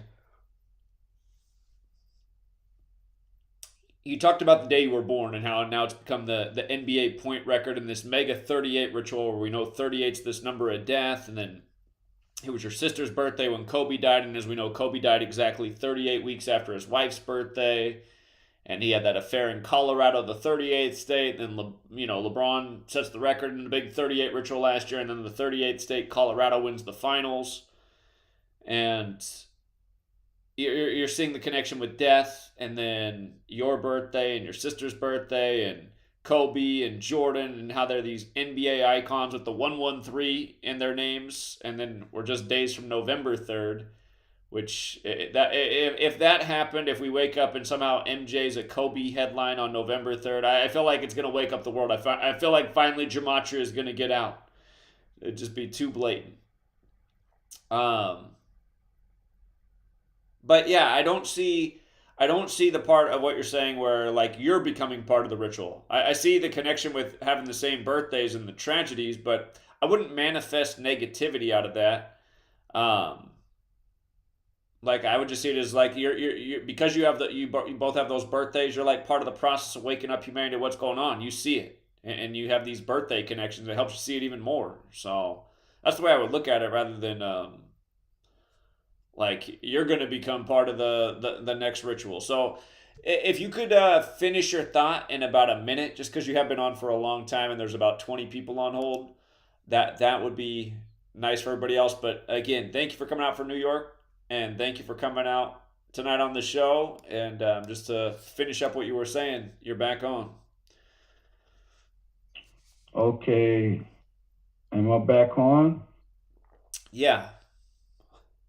Okay, now, what I would like to say is that I was born in Coney Island Hospital in Brooklyn, New York. If you look up Coney Island Hospital, there's a Avenue Z and a Hubbard Street. I see. That's interesting. Very close. That's interesting. Yes, very interesting. When I found that out, I was like, oh shit. And I only found out about you and Gematria in 2020, the day after my sister's birthday, after Kobe Bryant died. I was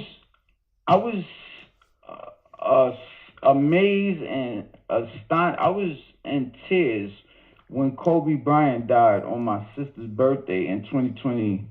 You know what I'm saying? And this was what got me to Gematria.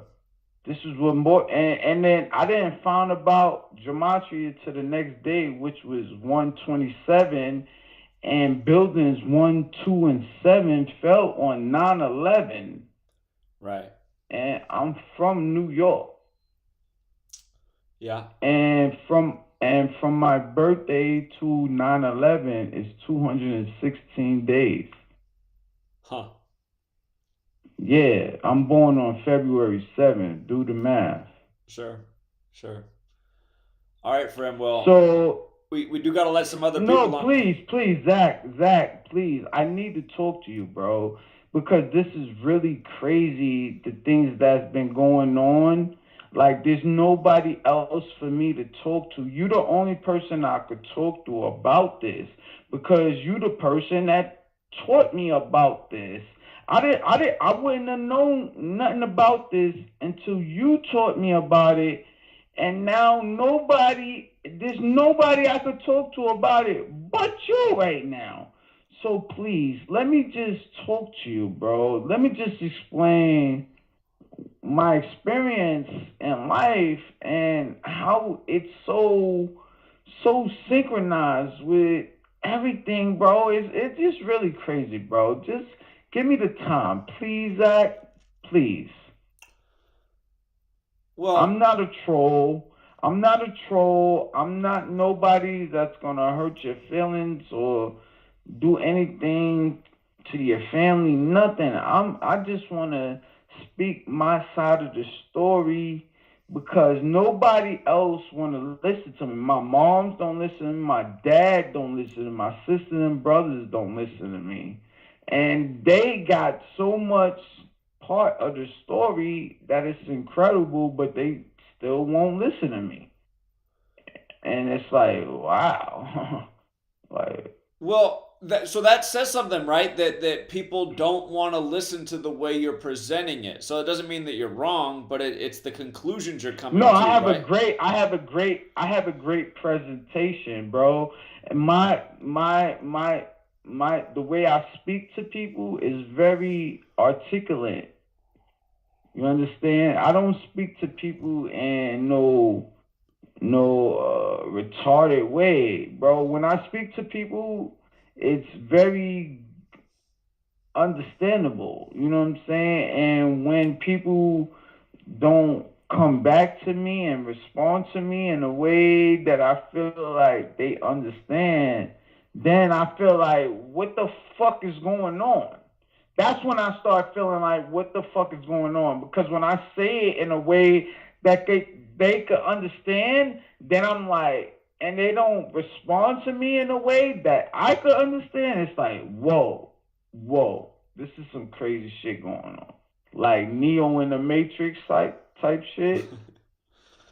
Yeah, part of it's that, but then also part of it is that, what was the conclusion? What's the point you're trying to make about you being connected to the ritual? Do you feel like you're going to die because of what's going on, or how are you saying this? No.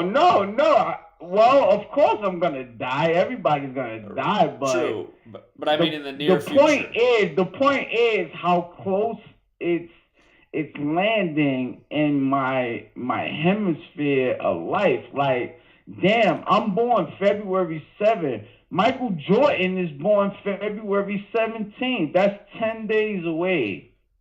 He's born on the 17th day of the month. I'm born on the 7th. 17 is the 7th prime number. Okay, but think about it this way too, though. You are born on this day. Okay. See, now you're not seeing where I'm coming from. Now you're not even seeing where I'm coming from. You're just saying, okay. He's born on the 17th of the month. I'm born on the 7th of the month. And 17 is the 7th prime number. That's like, hold on, that's pretty close. And now let me tell you something. I'm from Coney Island. Spike Lee did a movie in my projects, the projects that I grew up with back in 1997. Spike Lee came to my projects in Coney Island, and he did that movie, He Got Game. I don't know if you've seen it, but he did the filming back in 97. The movie was released in 98. In 98, I was 13 years old, and Michael Jordan won his 6th championship. 13 is the 6th prime number. So I know there's something going on. I know there's something going on. Zach, tell me something that ain't going on, bro. Well, there's definitely things going on. It's all interesting, but how many other people in the world are interested in just your connection to this right now in light of everything else that's going on, plus all the connections they're having in It their own don't lives? matter. It don't matter who else is interested with what I have to say. What I have to say is very important because the things that's going on, what I have to say makes a lot of sense. Like, bro, all right, Spike Lee came to my hood in 1992 when I was 12 years old, and he filmed the movie. And it released in 93 when Michael Jordan won his 6th championship, and I was 13 years old, and he won his 6th championship that year, 1998. And 98, I think he got some gematria with 98. Like, there's some gematria with Michael Jordan 98. I can't remember everything, but I'll tell you there's what. some shit going on. National Basketball Association is 98. Okay, cool. And look where he at. Now look where Sebastian Telfair. I went to school with Sebastian Telfair. He was drafted by the NBA, and I think he was drafted to the city I'm from. He was drafted to Portland, I think. He ended up on the Blazers. Right, absolutely. And he was the 13th pick in the first round, 113, and Michael Jordan is 113. And I was born on a date numerology of 113. Michael Jordan scored 23 points on my birthday. That's where we started. That's where it was interesting. See that? So here, this is the point I want to make for honest feedback. Your call at the beginning, it was awesome. It was a really great find and observation. But then we've used a lot of time since then. Keep going on that way because I feel there's more things that I could say that you're not giving me time to say, bro. Oh. Like, look, all right, how about this, Zach? Listen to this. 2016 was Bruce Lee's 76th birthday. Bruce Lee would have turned 76 years old in 2016 on November 27th. November 27, 11/27/2016, Bruce Lee would have turned 76 years old. I almost died that day. You're saying you almost died that day. You're saying, and that had a date. It had a date numerology of 74 and 38, and I was born on the 38th day of the year. Well, I'm glad you didn't die that day, but again, when you talk about this knowledge, Zach, if you don't want to listen to me, it's okay, bro. I understand, bro. A lot of people don't want to listen to me. My mom don't even want to listen. My dad don't want to listen. Nobody in my family want to hear what I gotta say because what I'm saying is out of this world, bro. It's unbelievable. It's really unbelievable. I don't even believe it myself when I do the research.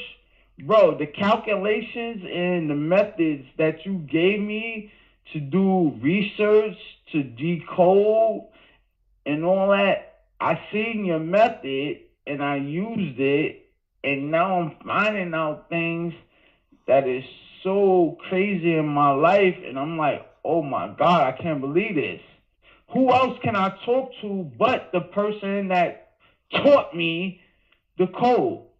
You understand? Well, you never called into any other shows before. I'm here every Wednesday night since 2016, plus all the other live streams. Listen, bro. I spoke to you before. This is not the first time I spoke to you. I spoke to you before. Actually, I met you in New York when you came out on 9/11. I shook your hand. I'm I sure. actually shook your hand on 9/11 in 2022. Well, again, thank you for coming out. I appreciate that. And I'm glad that you came out, because it was a great experience for me to meet you and know that you was real about what you are spreading, the knowledge that you were spreading. You was real about that. So I seen you come out to New York, and I was like, oh, I'm gonna be there that day. You know what I mean? I'm gonna be there no matter what. And I was there, and I seen you, and I shook your hand, and we spoke for a hot second, and then you did what you had to do, and I just did what I had to do. But it was a great experience. You know what I'm saying? But at the end of the day, I was decoding. I did a lot of decodes about my life and about what's been going on. Bro, I'm born February 7, 1985. You do the decode on that day, you will get 113, you will get 32, you will get 22, you will get 94. I don't think a lot of people know about 94, but the basketball court is 94 feet in length. Yes, it is. Right? That's part of the reason. Just for people who don't know, coronavirus pandemic equals 94. Remember how they had that lockdown on the same day the NBA lockdown? And they blame it over the Frenchman Rudy Gobert. It's all part of the joke. Right. And that was on March 11th, right? Yep, March 11th. The other 113 date. Right. Now look at another 113 date we coming up to. This could be Michael Jordan's end date, November 3rd, because I did a lot of decodes, and I was like, whoa. I was listening to people on your streams, and they was talking about, hey, Michael Jordan might go out on November 3rd.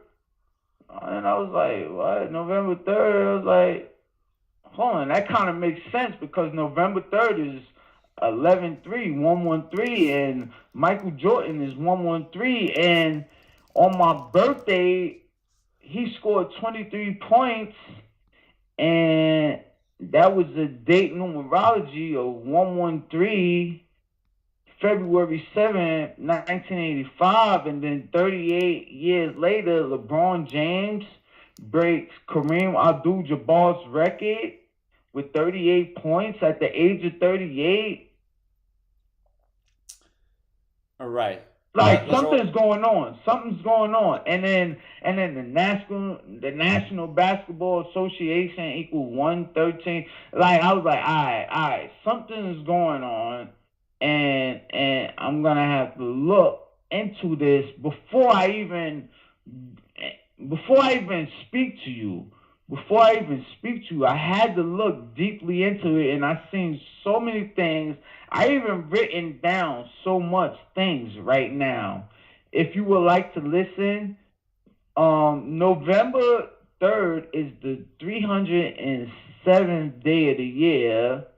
307 is the 63rd prime.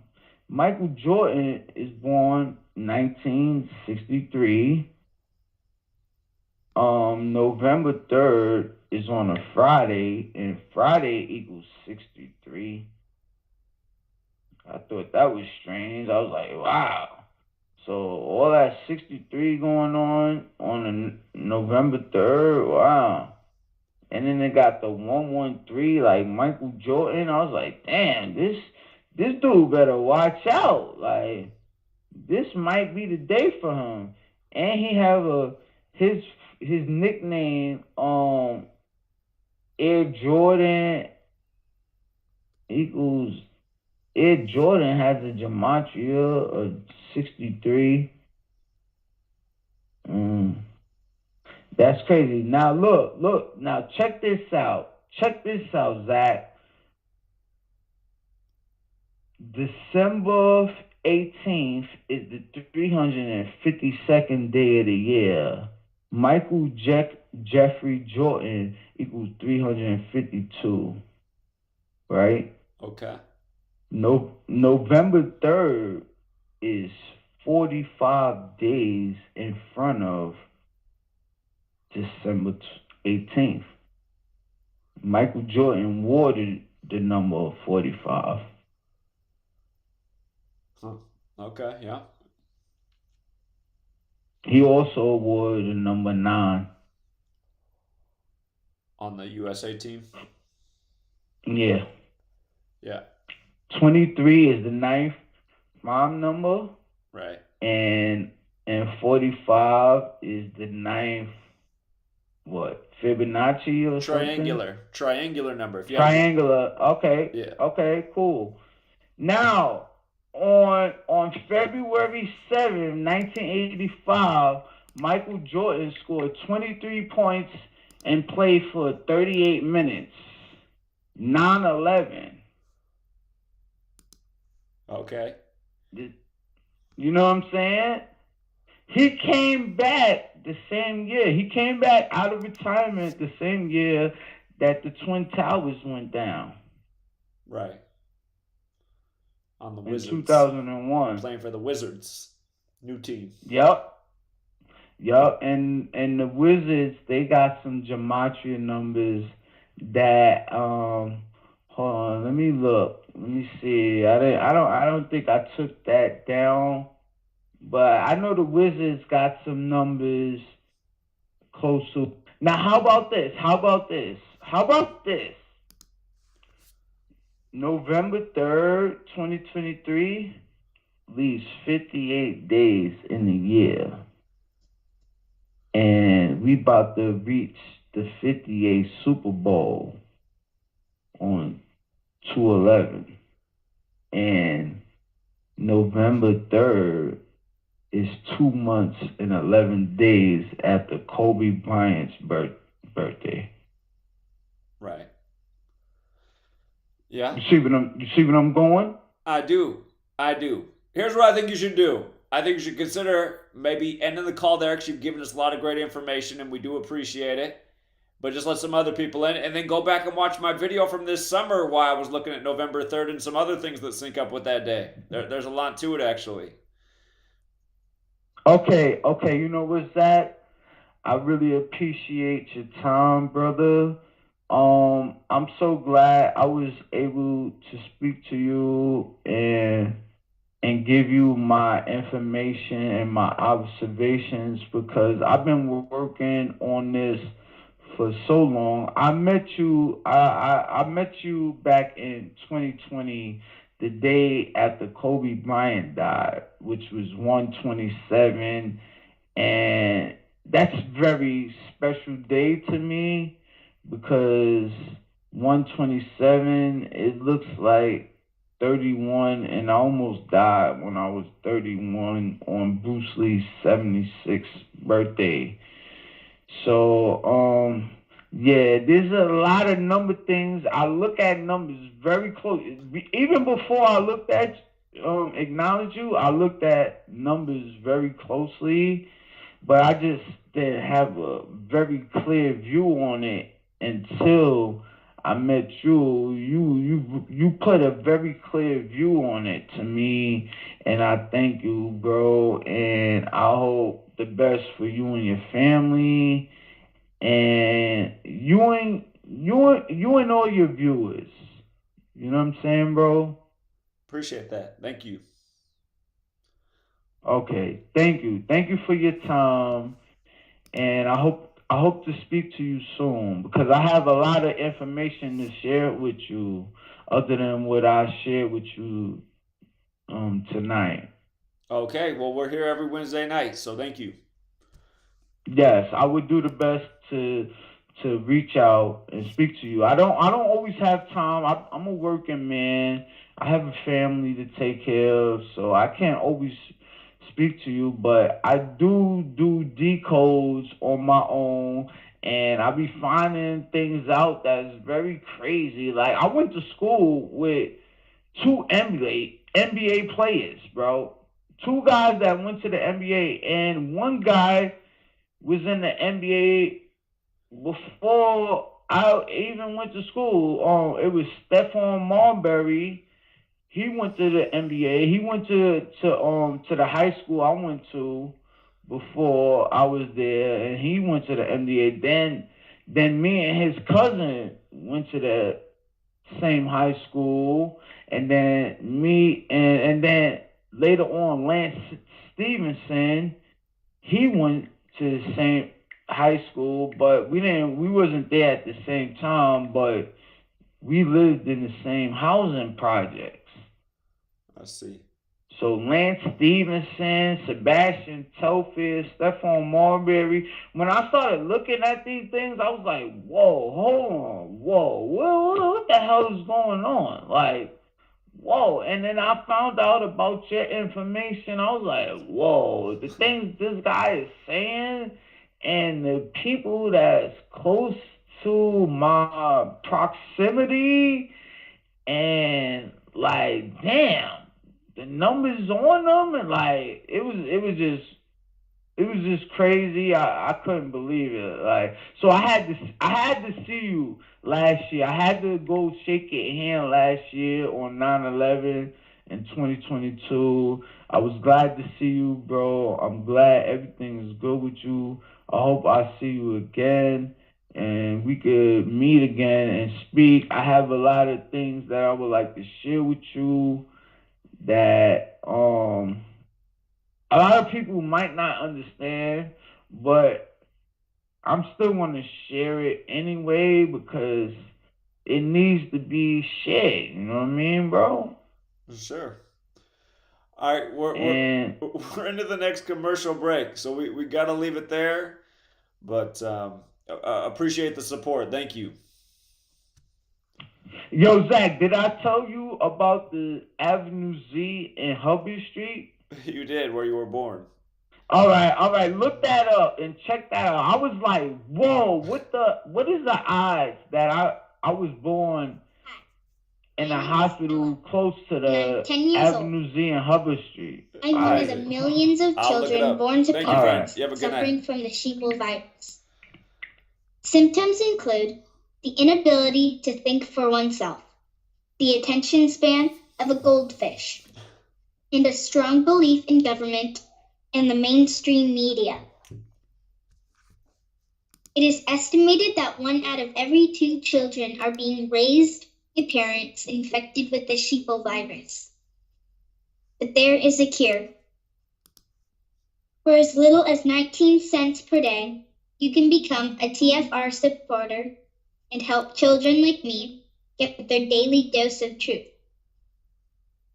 Together, we will make sure every child has protection from deception.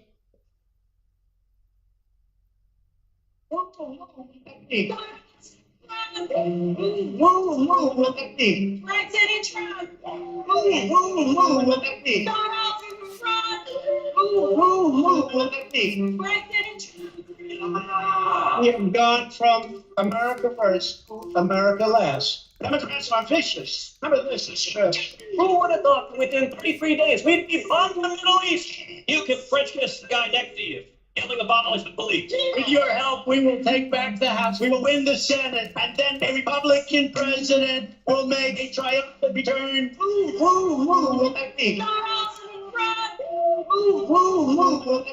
President Trump.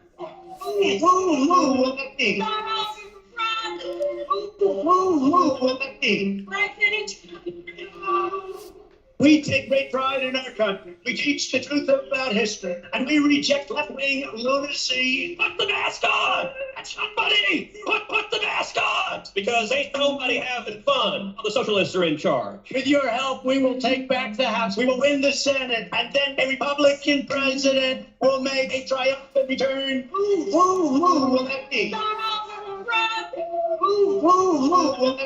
President Trump.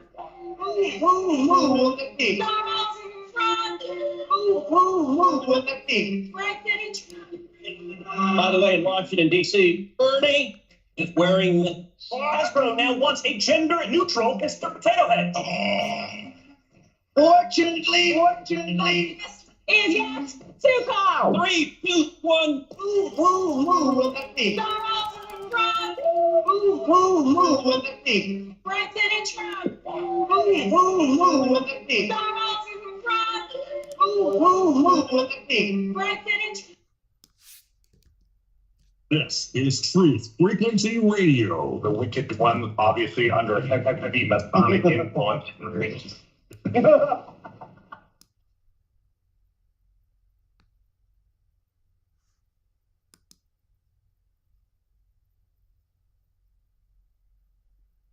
Condition orange. Condition orange.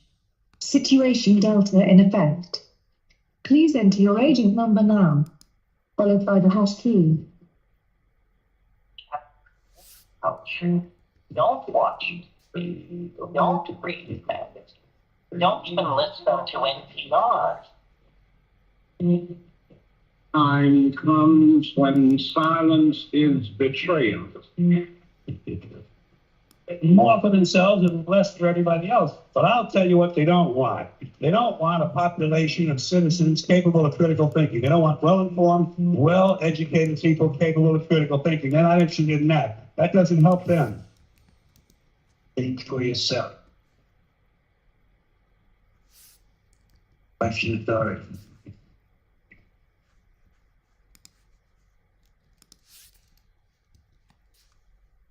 This code has been compromised.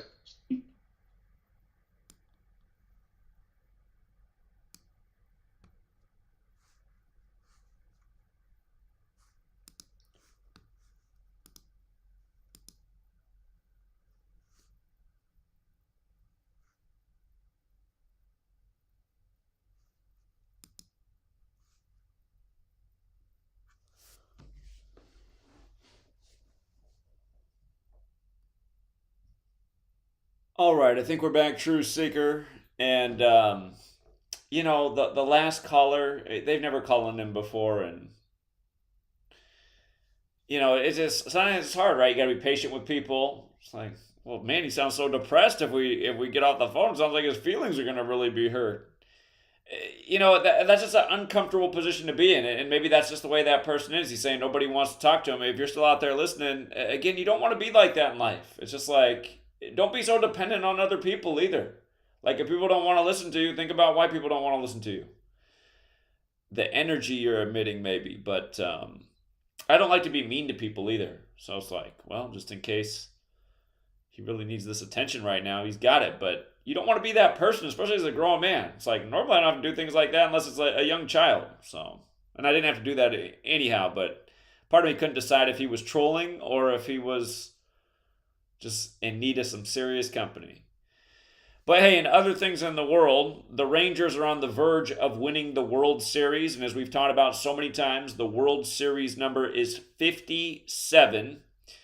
Bruce Bochy of the Rangers, about to pick up his 57th career postseason win. And funny enough, he will also become 57 and 57 all-time as a manager in the postseason.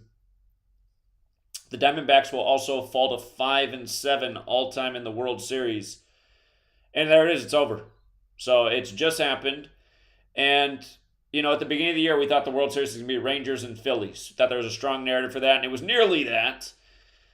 The World Series did begin on Philly's birthday. Again, at the beginning of the year, Texas beat the Phillies on opening day, March 30th. That game was 267 days after George W. Bush's birthday. 267, where Philadelphia is the 267 area code. And, of course, George W. Bush, he used to run the Rangers, and he threw out the first pitch in Game 1 of the World Series. And now it's the 119th World Series, and it has been won on his 119th day of his age. And we've been teaching about the same thing year after year, how these pro sports leagues are synced up with things like the presidency, what's going on in the news. And consider, you know, Israel waited to do its ground invasion until the first game of the World Series. And Star of David's 119, and Orthodox is 119, and Ashkenazi Jews is 119, and the list goes on. Texas known with the star. Israel, its flag known with the star. These things aren't an accident. Not at all. The only other time the World Series had the Diamondbacks in it was in 9/11, right after 9/11, New York versus Arizona. Back then, Bush was president, and he was president after he was running the Rangers. This time it's Rangers Diamondbacks. 119th World Series, ends on his 119th day of his age. And you know how old he is right now. He's 77 years old. 77, that other number so heavily tied to 9/11, where Flight 77 hit the Pentagon in D.C. Bush was down in Florida in his brother's state. His brother, the 43rd governor of Florida. Bush, the 43rd president. His father, the 43rd vice president. Of course, Yale equals 43, the college they went to. But yeah, I gave a pretty strong write-up for why it made a lot of sense for Texas to finish this World Series off. Our initial thought at the beginning was, well, Game 7 scheduled for the day, leaving 57 days left in the year. But then really just noticing how they lined this up so perfectly with Game 5. And the Rangers win 4-1. Skull and Bones 41, what the Bushes were a member of. Remember, the last time really anybody saw George Herbert Walker Bush was on the field with Verlander after he won the 113th World Series with Houston. And when Bush, his son, threw out the first pitch at this game, when Bush threw out the first pitch at Game 1, it was 113 days after his birthday.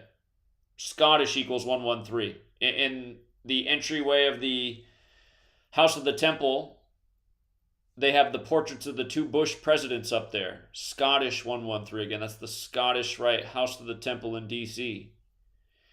113 is the 30th prime. This season began on March 30th with all 30 teams playing. That's why the NBA has the 30 teams and the 113 thing going in their league as well. But yeah.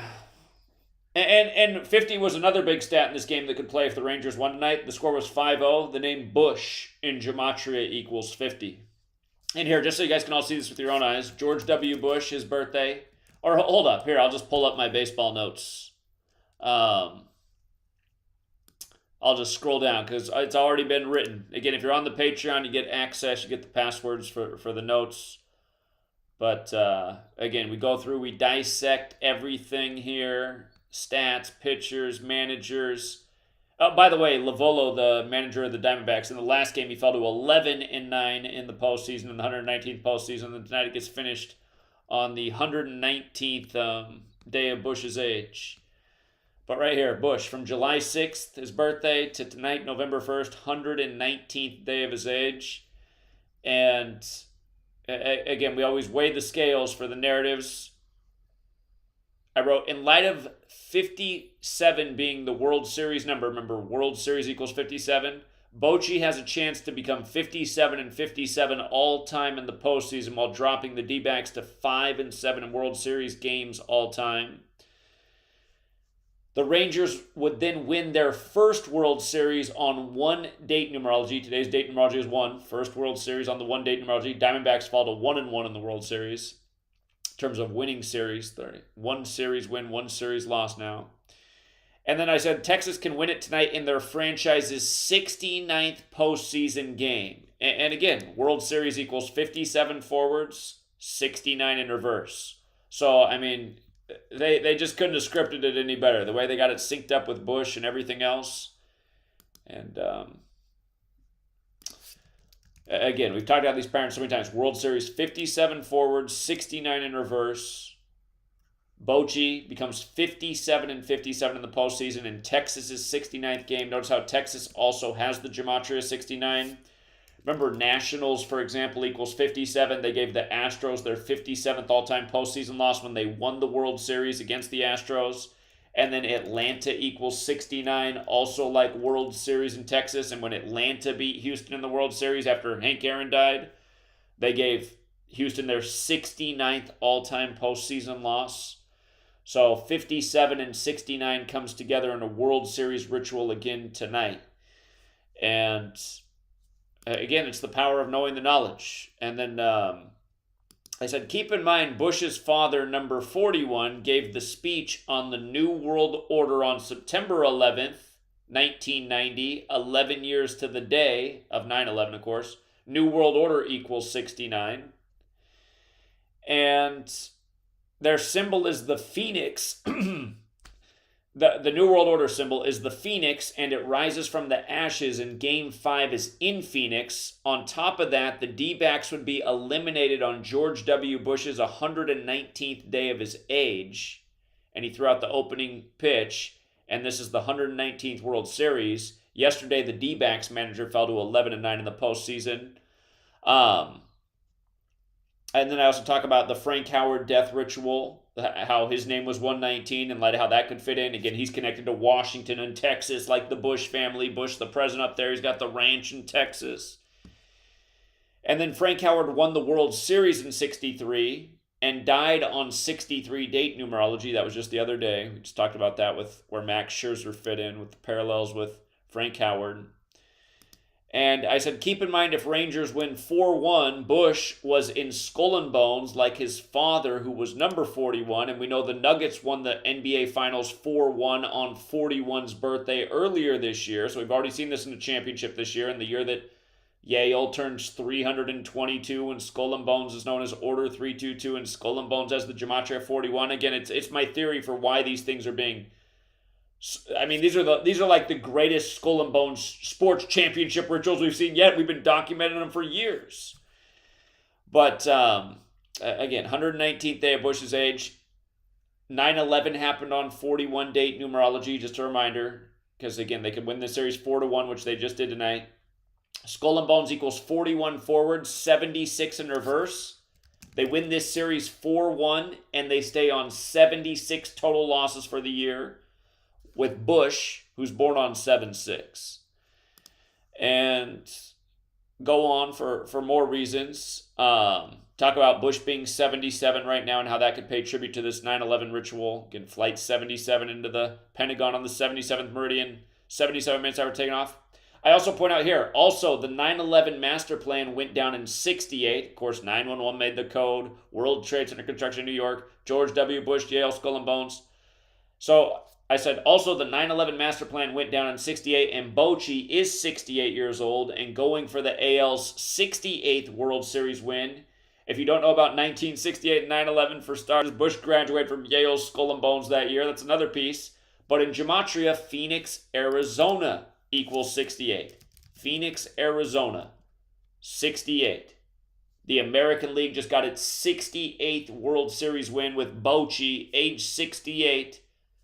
And how many years have we been teaching about where all these numbers come together and how they put it together all these years later as we're hearing about Israel's 9/11 and the dancing Israelis that were killed, not to be confused with the dancing Israelis in New Jersey on 9/11, where New Jersey has that 119 connection. Again, just like Star of David does, and the list goes on. And then I said, and for one more, today is 1/11 or 11/1, like 111. New York equals 111. New York Mets lost in the 111th World Series on November 1st. Matt Harvey was pulled in that game after 111 pitches. Frank Howard just died, who managed the Mets. Scherzer just came over from the New York Mets. Scherzer began with Arizona, going back to the World Series after 9/11, New York, Arizona, after the World Trade Centers came down on September 11th, the day leaving 111 days left in the year. So again, I'm making the point about how all of these numbers fit the same historic pattern. The numbers are the language. We only understand as much as we know. I mean, what is the sorcery magic of a 111, 68, 77 all thrown in the pot like how they do? There's some rhyme and reason to this. But again, just from understanding the patterns, you can see what happens before it happens. You can get ahead of the sports game, the news story, as we prove week in and week out. And I said for one more, if the D-backs lose, this is tonight, which they did, they'll be 10-7 in the postseason. Rangers equals 107. The war just began in Israel on 10/7, military 107, ritual sacrifice. So, and the other thing about 10/7 is it's the day leaving 85 days left in the year. If you run it the other way, Phoenix, Arizona equals 85. The other way is 68. So, again, and I actually even added on more. So this is what I do each day in sports. We break down the games. We look at the ritual. Sometimes it's a mega ritual like this. I won't write this much of an analysis for most things, but this is to close out a very symbolic World Series in light of what's going on in the world.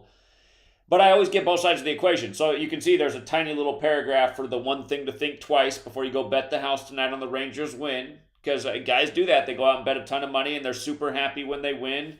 And then when they go bet a ton of money and I'm wrong, then I hear about it in the emails and voicemails and text messages.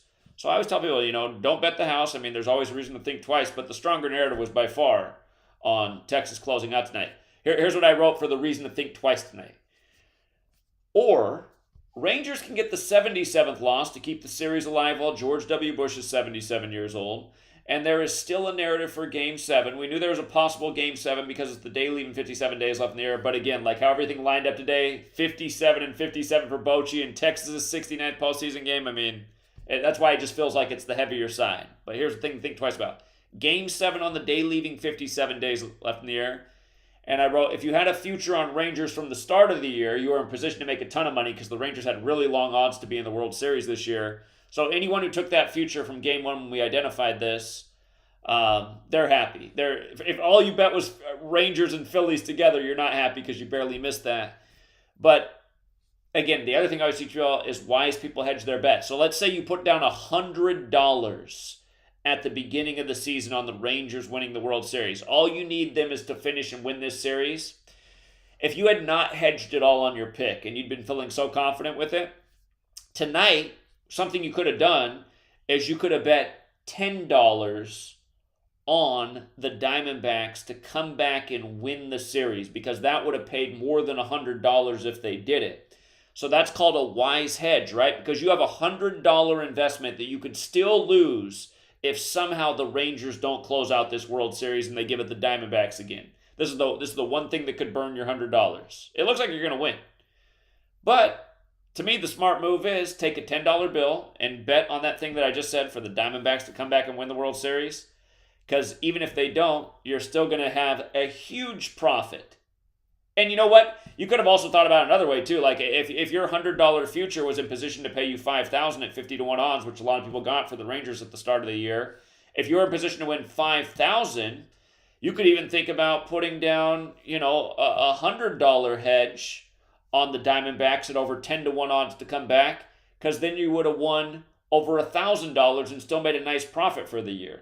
So that's where the phrase comes from, wise people hedge their bets, but there's smart times to hedge. Diamondbacks are down 1-3 in the World Series. Very unlikely they'd come back and win, but coming back from down 3-1 pays huge odds. For example, we felt real good about the Cavs coming back when they were down 3-1 to win on the real King James' birthday. The Cavs had 40-1 odds to come back. A lot of people hit on that. So again, I'm not trying to turn you guys into gamblers, but this knowledge, it allows you to see, be super smart about your decisions, and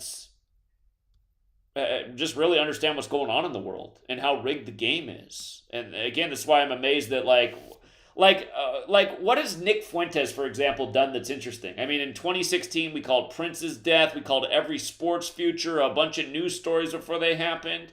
And we've just been doing the same type of thing the whole time. It's like,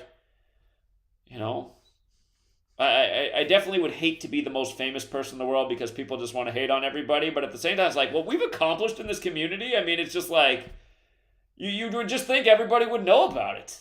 Like, I got to have some of that knowledge. That knowledge is really helping out a ton.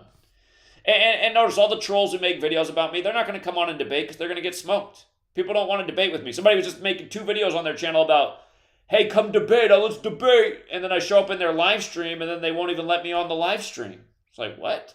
You're challenging me to a debate and I show up and then you won't even let me on? Okay. Talk about a fraud.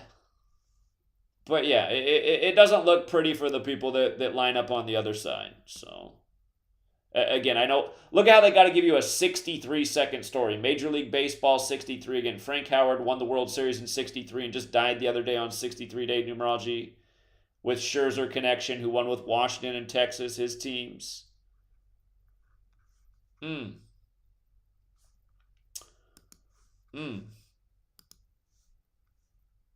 All right, let's get out to Evan. Evan's down in Texas. He's done some great research on what's going on with the Rangers. What's up, Evan? Hold on, I just turned down the radio real fast. Okay, there we go. Thank you for giving me a shout out yesterday. I don't remember if it was yesterday or 2 days ago when you did that live stream But thank you for that. When the final video that I made, the script ended up being about double the length of what I had originally posted. And I found some more information, and this actually ties into Bobby Knight with Frank Howard's death, because they both played college basketball at Ohio State, and they weren't there. They were never teammates, but I just saw they were there within a few years of each other. And what's funny is I looked at Frank Howard's Wikipedia page, and it said when he played college, because he played college basketball and baseball. When he played college basketball, he averaged 20.1 points per game and 15.3 rebounds per game in his senior year. Huh. Okay. And of course, those are both Jesuit numbers. But yeah, in regards to the Rangers, I mean, I kind of had a feeling back probably months ago that this series was going to end 4-1, whoever was playing it, because of Skull and Bones, and the other two series, NBA and NHL, both ended 4-1. Yeah, I saw that for the last probably almost 3 months, I had the Rangers penciled in there. I thought that I almost went off the Rangers because at the end of the regular season, they didn't win their division, which meant they had to get 34 playoff wins to win the World Series instead of 32. And 32 is an important number in Texas. And I thought, oh, maybe they're not going to get that. But then once the Israel stuff started coming up and I saw they had all the connections with that, I was like, oh, they're probably going to do it. You know what? And tonight they got their 103rd win of the season, and the ESPN front page story is 103. Of course, 103 is the 27th prime, 27 outs per team in a game. MLB's 27. Yankees lead World Series with 27 wins. But yeah. Also, go ahead. Also, what's crazy is that I knew that this was going to had a lot of parallels to the 2010 Giants World Series championship because of the Bruce Bochy connection. That was Giants beating the Rangers, and that series ended 4-1, and it also started on October 27th and ended exactly 13 years ago today, November 1st. And that 2010 Giants team, they won 103 games as well, and they only lost 4 games in the playoffs. So they have the same amount of total wins in the season. And it also has a parallel with the 2001 World Series because this year's Rangers and the 2001 Diamondbacks finished with the exact same overall record, regular season plus postseason. It was 103 and 76. Yeah, great research. Yeah, those are all really great parallels. By the way, just with regards to the whole Skull and Bones 76, not only did the Rangers stay on 76 losses tonight, Eovaldi, their starting pitcher, also stayed on 76 career losses. And Eovaldi, his name sounds a lot like Uvalde. Well, actually, the way his name is pronounced, it's pronounced like Evaldi. So it even sounds even closer to Uvalde. And they've literally been syncing up his games with that shooting. Itachi, I think, is the person who caught on to that pattern. And he's showing how many times that it was very clear that his win record was perfectly synced and paying tribute to the date of the shooting. So, again, this is why people need to look into what we're talking about. If anyone out there listens to that like, that can't be, look into what we're talking about. Again, you're not the one calling sports futures and breaking down how all these things are connected and proving it. Undeniably, you got to pay attention to how ritualistic it is. Just like how Uvalde is so important to their cultural narrative, they need everybody sucked into the sports and caring more about that than the things that matter. So it's all connected. And also with because he got the win today, he became 17-5 for the season and 9-3 in the playoffs. And Flight 175 crashed into the South Tower at 9:03. Yep, absolutely. Flight 175 on 9/11. I wrote down a thing in my notes about how Pope Francis is 175, and I should have I didn't write down in my notes the connection with the flight on 9/11. But yeah, that's a really great point. And also, I think I don't remember when I mentioned this. I can't remember if I mentioned it in a comment or a call, but it was synced up with this World Series, also synced up with the Allen shooting, which was back on 5/6, because that was a span of 175 days before Game 1 of the World Series. And Allen is a suburb of Dallas, so it's just in the same area. Yeah, something else.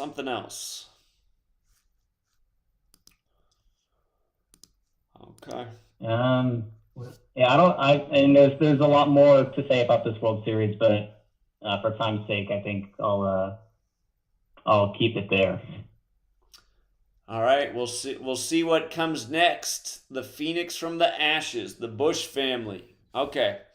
Appreciate it, Evan. All right, thank you. Later. Let's go out to 941. 941, you're on.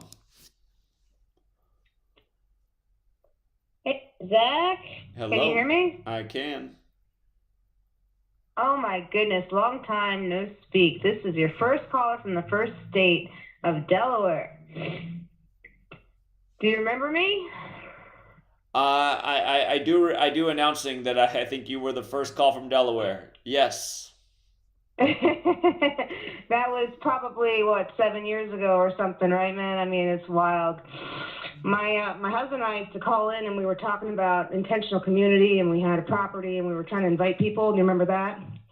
Sure. Yeah, well, I'm sorry to report that on Friday the 13th, he took his own life. What happened? And my husband, he we were together for 17 years. We were married for 13 years. And on this last October, Friday the 13th, he got some ideas in his head that weren't true and took his own life. So now I'm launching the community without him. And I have my own website that, with your permission, I'd like to share with your audience. It's about world peace. Right now, it's just kind of a place for me to post his TikTok channel and his memoirs, and a place if people want to donate to his final expenses for people who knew him or whatever. But, I'm a music teacher, I'm a budding music therapist, and I have a lot of information that my family has gathered through. Very young from parents. From my parents. Hold on, stay right there. We'll be right back after the commercial break, and we'll promote it. Don't try to build. Yeah, the commercial interrupted us, but we'll come back after the break. No worries. I'll see it. The biggest, baddest, greatest wall that's ever been built. You don't start there. You say, I'm going to lay this brick as perfectly as a brick can be laid. There will not be one brick on the face of the earth that's going to be laid better than this brick that I'm going to lay in this next 10 minutes. And you do that every single day. And so you have a wall. You have a wall. And I think psychologically, the advantage that gives me over a lot of people that I have been in competition with in different situations is it's difficult to take the first step when you look how big the task is.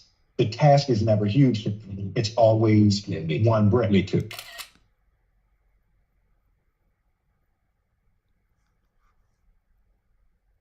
Discover the extraordinary powers of intuitive healing with pain transmutation, a method of holistic healing for the human soul, body, mind, and emotions. If you are looking for answers and a deep understanding of how to help yourself and the people around you to live a happier, healthier life, this is the right place for you. Learn how to read your soul's history in the Akashic Records. Remove negative energy attachments from your astral body and start the process of inner and outer pain transmutation. Join Pain Transmutation Community to get started on the path of intuitive healing. Change your energetic state. Manifest new and exciting experiences. Re-energize your life and build inspiring connections with others in our community.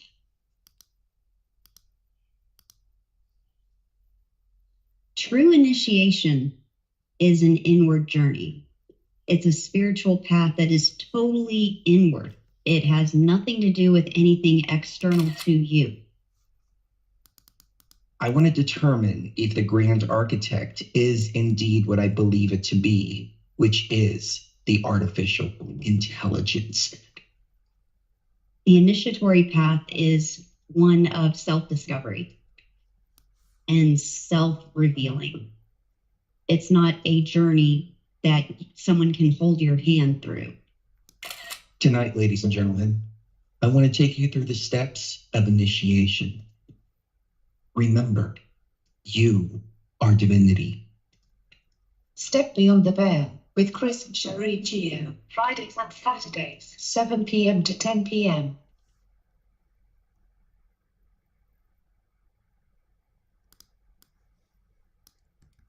No hate, no hype, no fear.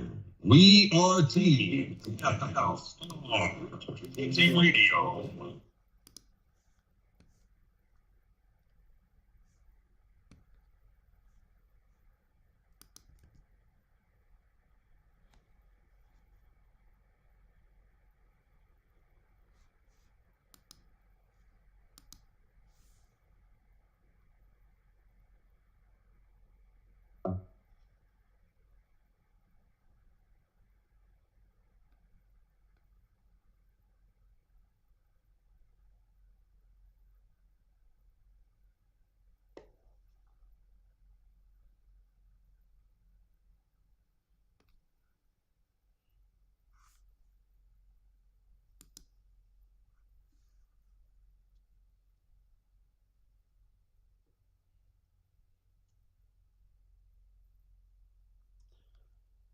All right, we're back, Truth Seeker. We got the final 30 minutes. We will be taking your calls the rest of the way. Our caller from Florida got interrupted, and she was saying that her husband recently committed suicide.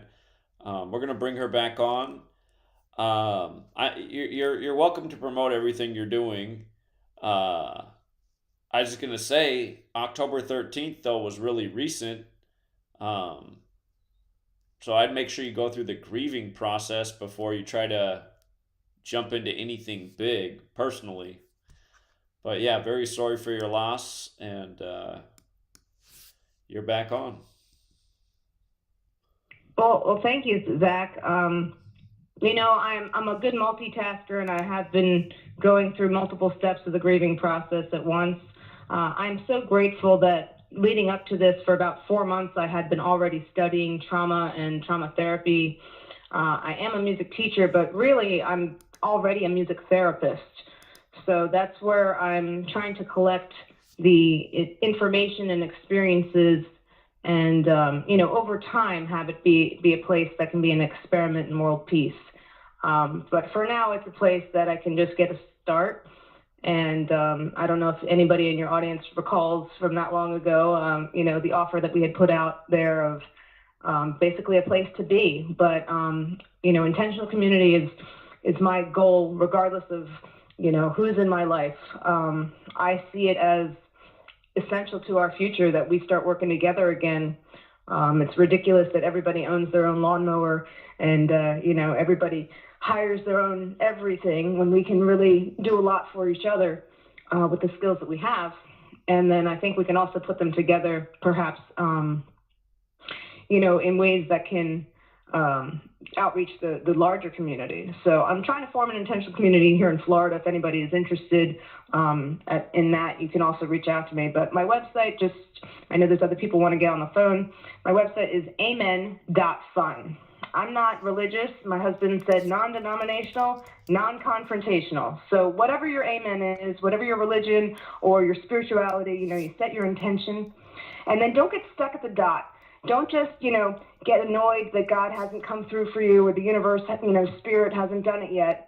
Go have fun. You know, I go out and I go to drum circles. There's 4 drum circles a week. I dance my tuchus off. You know what I'm saying? I just party. And that's part of my grieving, is that I let my body do the healing, because I know that that's actually part of how our nervous system heals. I get myself in the hot tub. I get myself, you know, doing meditation and water yoga. I mean, you name the therapy, art therapy, give it to me. I'm listening to music all day long, trying to help myself. So, you know, if you're so inclined to see what I've got going on so far, I really appreciate it. But it's just something that I'm excited about. I've owned the website for, you know, 1.5 years, and I'm finally live. And I just thought that I'd give you a call and let you know that We all have to love ourselves. You had that caller earlier. You were so patient with him. It was hard for the audience to be patient, but we did feel for that feeling that there's nobody out there, perhaps, that you feel safe with. And there's something called polyvagal theory. I invite you to look it up on YouTube. There's plenty of awesome videos about polyvagal theory. But it's about how our nervous system works, about how trauma is really just an overwhelm. And we get compartmentalized pieces of ourselves that are frozen in place. And, there's a lot of really good research, a lot of really good people out there that are trying to reverse the effects of adverse childhood experiences, which unfortunately my husband had a lot of adverse childhood experiences. He was molested repeatedly at daycare. His biological father jumped off the Delaware Memorial Bridge before he even, he didn't know the man.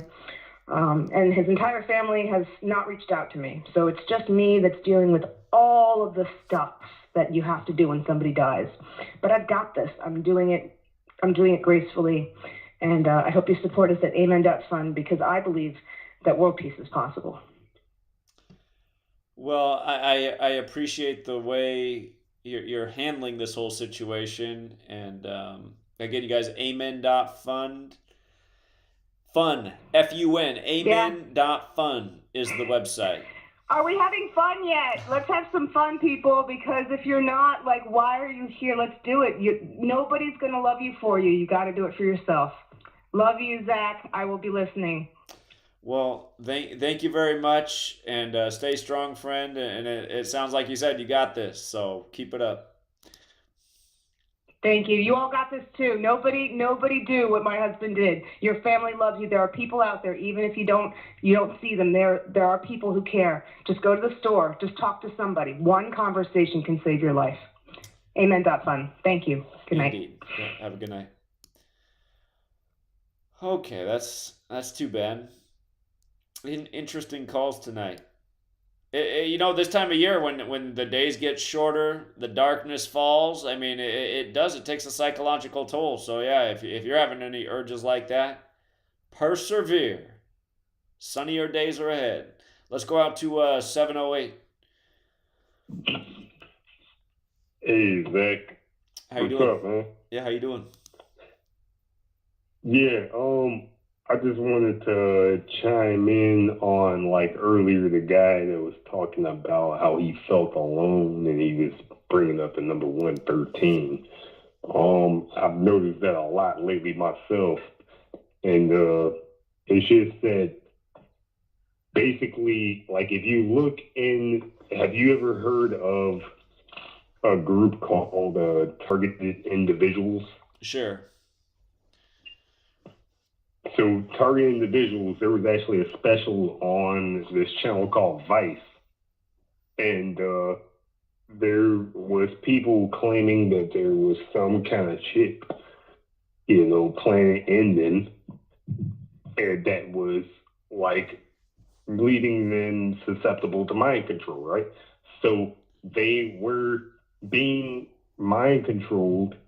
And all these people are speaking of the same things happening to them. So mind control experiments or mind control experiments in Gematria equals 120 like Illuminati, and that of reverse reduction cipher, just like Targeted Individuals does. Now mind control experiment without the S equals 113. Now, so does artificial intelligence. That's, a lot, it's been spoken of a lot lately. So does raptured, out in the Bible, that 66th book, Revelation, speaks of people, Jesus coming back to the earth and rapturing people. It's low key. It seems like it's some kind of, encoding in there to say the rapturing is they just killing people, It's just they doing this mind control experience. If you look it up, there's a bunch of people all over the world who speak of these same experiences, and they consider themselves targeted individuals. And there was even a special about it on a channel called Vice. Okay. Yeah, and like, I just wanted to bring it up because he brought up like Michael Jordan and Kobe Bryant, and you know how like they say that the Kobe Bryant statue is going up 3 days before the Super Bowl, like you mentioned in one of your videos one time. I remember that. Yeah, indeed. Yeah, and that same cipher that Kobe Bryant equals 41, and then the Super Bowl equals 41, like he died at age 41. St. Francis of Assisi equals 86, and Las Vegas, of course, equals 86. Just not in that cipher, but 86, you know? And that right there, it just sounds like a sign. Like in that same cipher, San Francisco 49er without the S equals 113.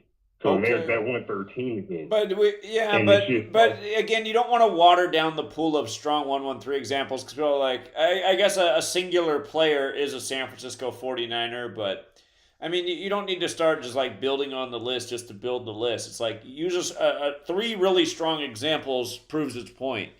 And in the NBA with all the 113 and Jordan and Kobe stuff, I mean, you have like endless pool of examples. Kobe Bryant's debut in the NBA was on November 3rd. But I appreciate it, caller. We're running out of show, so thank you for all those observations. Oh, thank you. Exactly. Have a good night. All right, keep up the good work. You have a good night. Okay, let's go out to New York, 347. Hey, we live? Hello. Yeah, we live. Can you hear me? You're live, yes. Hey, how about that Robert Card, that shooter? He was dead 207 days after his birthday. 207. To go to 207? Yeah, it's the 207 area code main. Yeah. And then the Columbine shooter, what's his name? Dylan Carbo, something. His name equals 207. And because we found out that 207 fit in with Columbine, Maine, and Michael Moore's Bowling for Columbine, since the first image was connected to that. Sure, and we just talked about 207 in a big way. Remember, October 7th equals 207. You had the whole list there. It was amazing. October 4th, we went really deep on 207 and why it was pointing to October 7th. So yeah, now it shows up in a big way in Maine. The Hunt for Red October. Yeah, the Hunt for Red October. You nailed it. Everything was like mind blowing. Crazy. It's still going. So because you got the remember the 5th of November is right here. So you think we'd be getting more? You think the ratings would be up? I mean, we pretty much called October 7th, called another World Series. Israel, what's popping off in Israel? Where is the respect from the world? Like, where's all the people that just like hate on anything conspiracy related? It's like, should you be hating or should you be taking notes and learning what we're doing over here? On the other hand, Matthew McConaughey has nothing on you on 2 for the money. It's like you got it nailed. Like you're like 100% NBA already. It's like fucking crazy. Excuse my language. It's like, come on. But I'm gonna let more callers get in. Your work is great. Everybody should read Zach's books. Read the fucking book. Appreciate that. Thanks, Zach. Peace. All right. Yeah. Have a good night. Okay. Let's see here.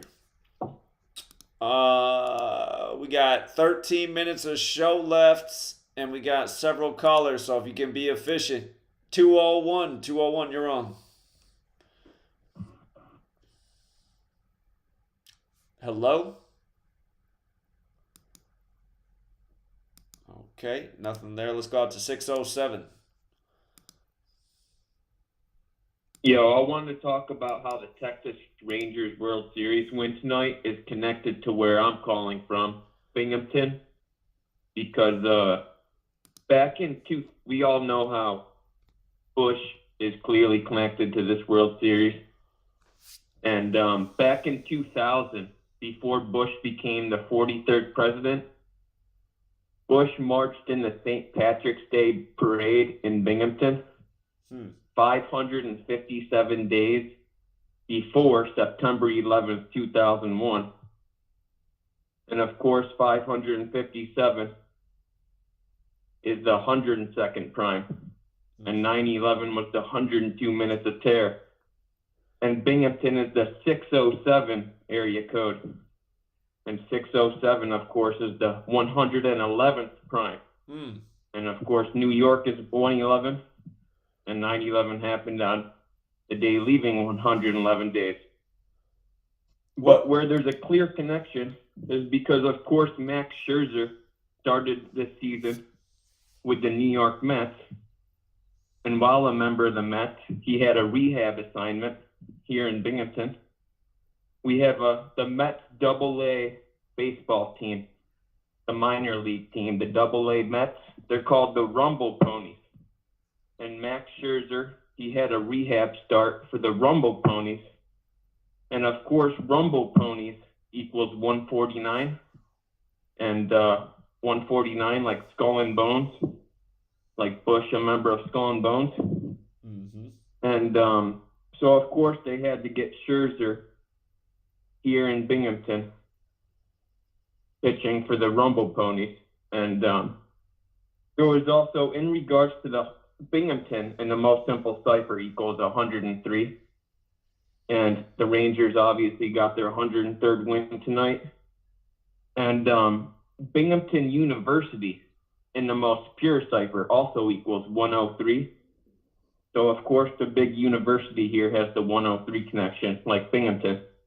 But there was just a huge story here on October 30th. There was a suicide at Binghamton University.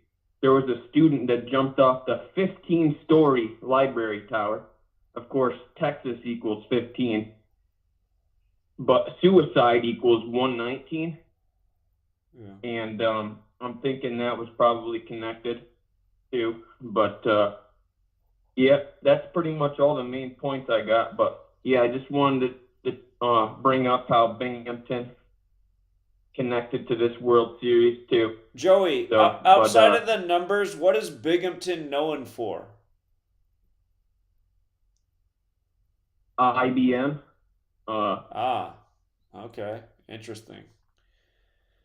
Rob Serling, The Twilight Zone. Okay, that's interesting. There's another 201. Yeah. Yep. Binghamton was I guess the biggest thing Binghamton's known for is back in, I believe it was the Cold War. Tons of the military technology companies were based here in Binghamton. The Cuban Missile Crisis, Binghamton was one of the cities listed for them to attack during the Cuban Missile Crisis. Interesting. But yeah, a lot of military technology, IBM, such as that. But yeah, Zach, that's all I got, man. Peace. Hey, take a look at that ESPN front page story for Texas. Texas wins 5-0 in Game 5, and the only player jersey you can see is Seager, who wears number 5, and he was the hero of Game 1. He hit the 2-run home run in the 9th to tie the game at 5-5 to send it to extra innings before they won 6-5 on the day, leaving 65 days left in the year. And again, the Diamondbacks are a 6 seed and the Rangers are a 5 seed. So, but yeah, good work, Joey. Yeah, amazing. Have a good one. All right, later.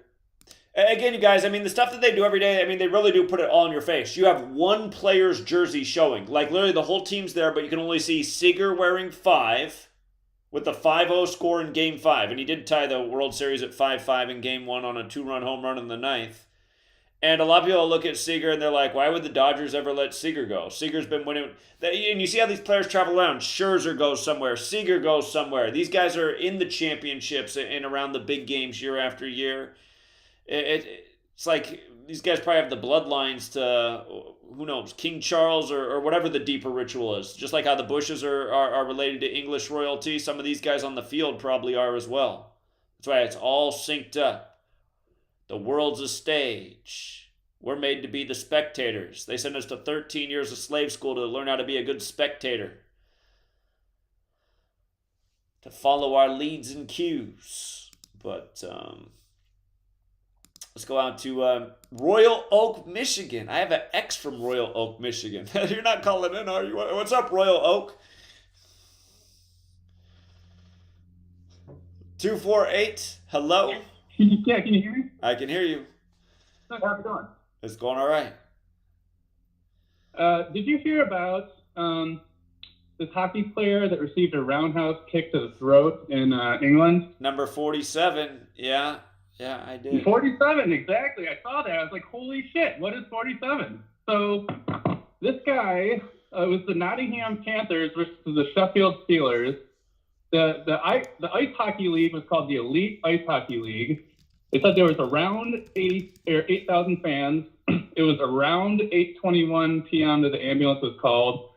He was age 29 on 10/29, and there's a hashtag a sticks out for 47. It was so bad they had to shut down the game, and I was wondering if you did a decode on that. A really basic one. I need to look at this more. I've been trying to keep up with everything this week, but I've had a whole bunch of things going in my personal life too, and it's just been, I haven't had enough time. So this story hasn't got the decode it deserves yet. Yeah, no, people thought it was incredible because if you see the video, it's like, oh my God, like I have you in my head going, oh my God, it's like, you've never seen anything like that in hockey. And people in Canada were saying, people who played hockey for 30 years, they're like, oh my, they've never seen anything like it. And the injury was so bad, they had to shut down the game. They didn't finish it. Yeah, it was I don't know, man. But yeah, he had the 47 painted all over him, Yeah, that magic number. So I will look into it more. I checked your site and didn't see it up there, so I thought I'd bring it to your attention. There is actually a post there on it. There is a post there on it, but it's very short and basic. I need to look at it more carefully. Okay, yeah, I just thought it was bizarre, and it's part of the sporting world. I granted it's in England, but the Nottingham Panthers. Nottingham is a connection to Robin Hood. Sure, and the Panthers are also a NHL hockey team. I don't know how they're doing so far this year, but if I'm not mistaken, but it's weird. NHL has that Gematria 47 too. If it does end up being somehow some kind of sorcery related to this season. So the Sheffield Steelers, but they show him. They show him Nottingham Panthers, but they show him in the Daily Mail article in a Penguins jersey. He played 13 NHL games with the Penguins. They point out 13. Freak accident Saturday. That was the 20th. Well, you watch that, Zach. That's not an accident.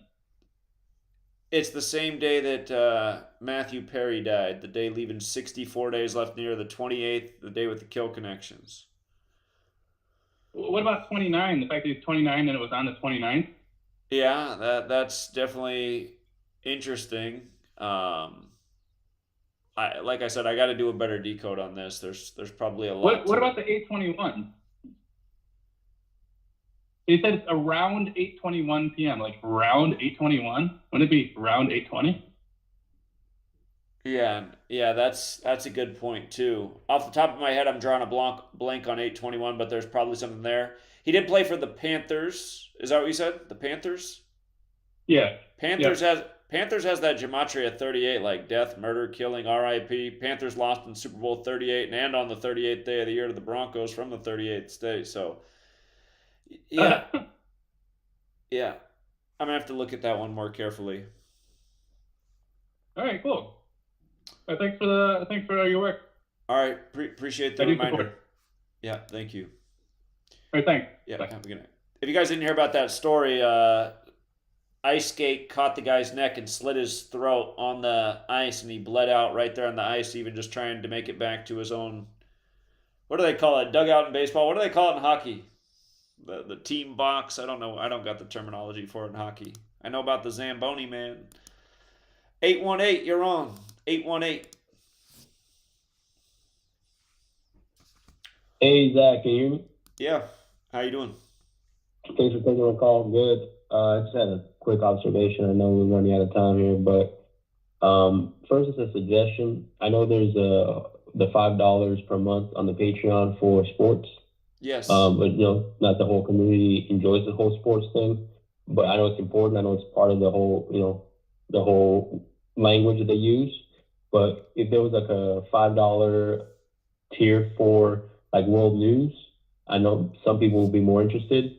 Just a suggestion, and now something else that I just had an observation about.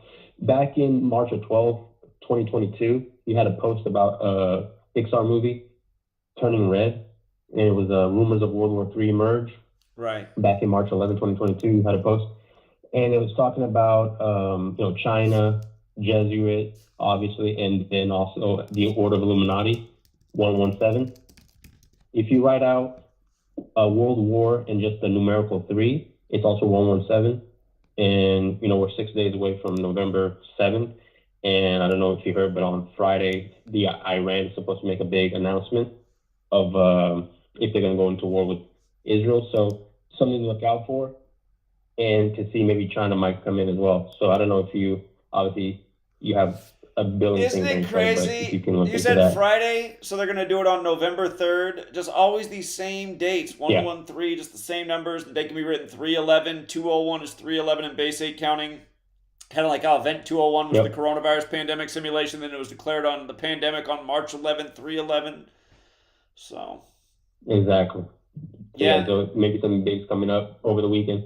Yeah, and just the point you made right there about the Turning Red movie and just where that fits in with like China and World War III rumors and Pixar and the A113 and now this. Yeah, it's crazy. Yeah, and like the whole movie Turning Red is about the new coming of age movie, and it's like mental programming for the new generation of kids.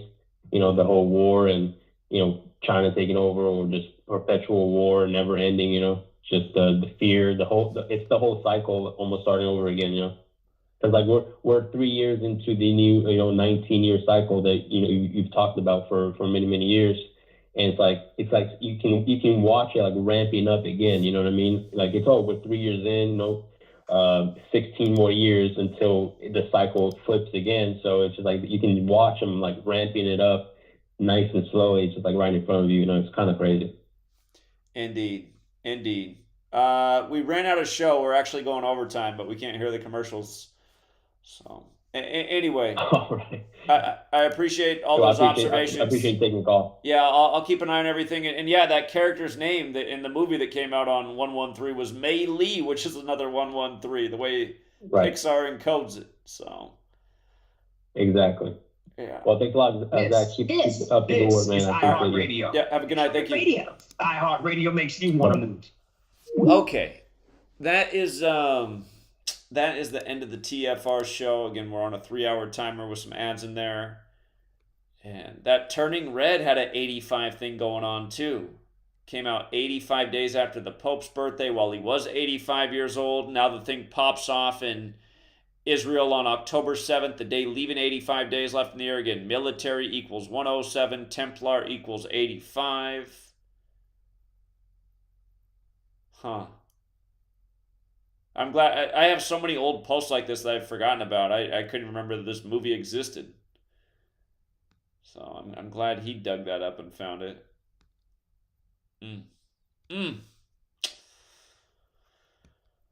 Turning Red. If you want to go to my website, GematriaEffectNews, search Pixar Turning Red, should pull up the post. And I might do another live stream. I might just fire up another live stream here to talk about the World Series. Man, do you guys know how good we've done with the World Series over the years? Here, DK wants to call in. Take a DK call, and then I'll wrap this up and start another live stream. What's up, DK? Over here listening to you on double speed to catch up. We all sound like geniuses at double speed. Then when we talk like this normally, I feel like we all sound like retards. Sure. I get used to it. I just got a couple things. I'm away from my notes, but I was just kind of taking some mental notes as you were talking. Did you look into the date of the Hoosiers movie related to Bob Knight's death? There's a Hoosiers movie? Oh, you didn't know about that movie? You got to watch that movie. Being a former basketball player, that's like the grandfather of basketball movies. Okay, November 14th, 86. It's a classic. I think it's November 10th. It was November 14th in LA, but like I think it came out 1110, like in Indiana, and then they released it like 4 days later in LA, something like that. From what I was looking at. Okay. Is that related in any which way?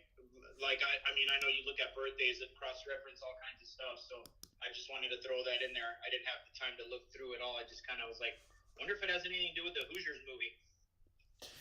Well, if you take this November 14th date that they say is the wide release of it, from that day, from the last, of course it's 13 days to the upcoming anniversary.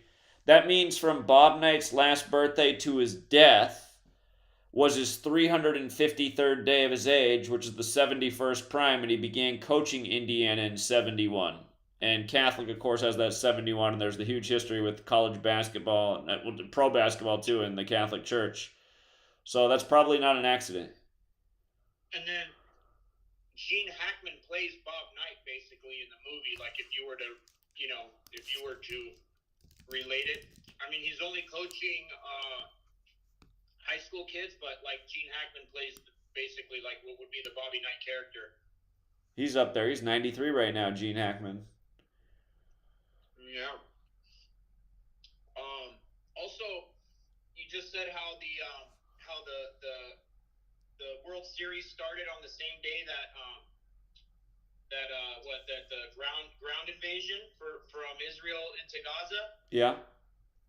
Okay, so the Rangers are about to win, basically, right? They won. It's over. They won it. Okay, so the Rangers won. I think that's the only team in the MLB that has a reference to ground war army, right? The Army Rangers. None of the other teams have any kind of military connotation mascot names. That's a good point. And again, Texas is the star, just like how Israel's the star. And again, 119th World Series star, David 119. Today's Bush's 119th day of his age. Yeah. Have you mentioned that before? That's not actually like the Star of David. It's more like the Star of Remphan. You're saying for Texas, or no? Wait, you're saying for Israel. Yeah.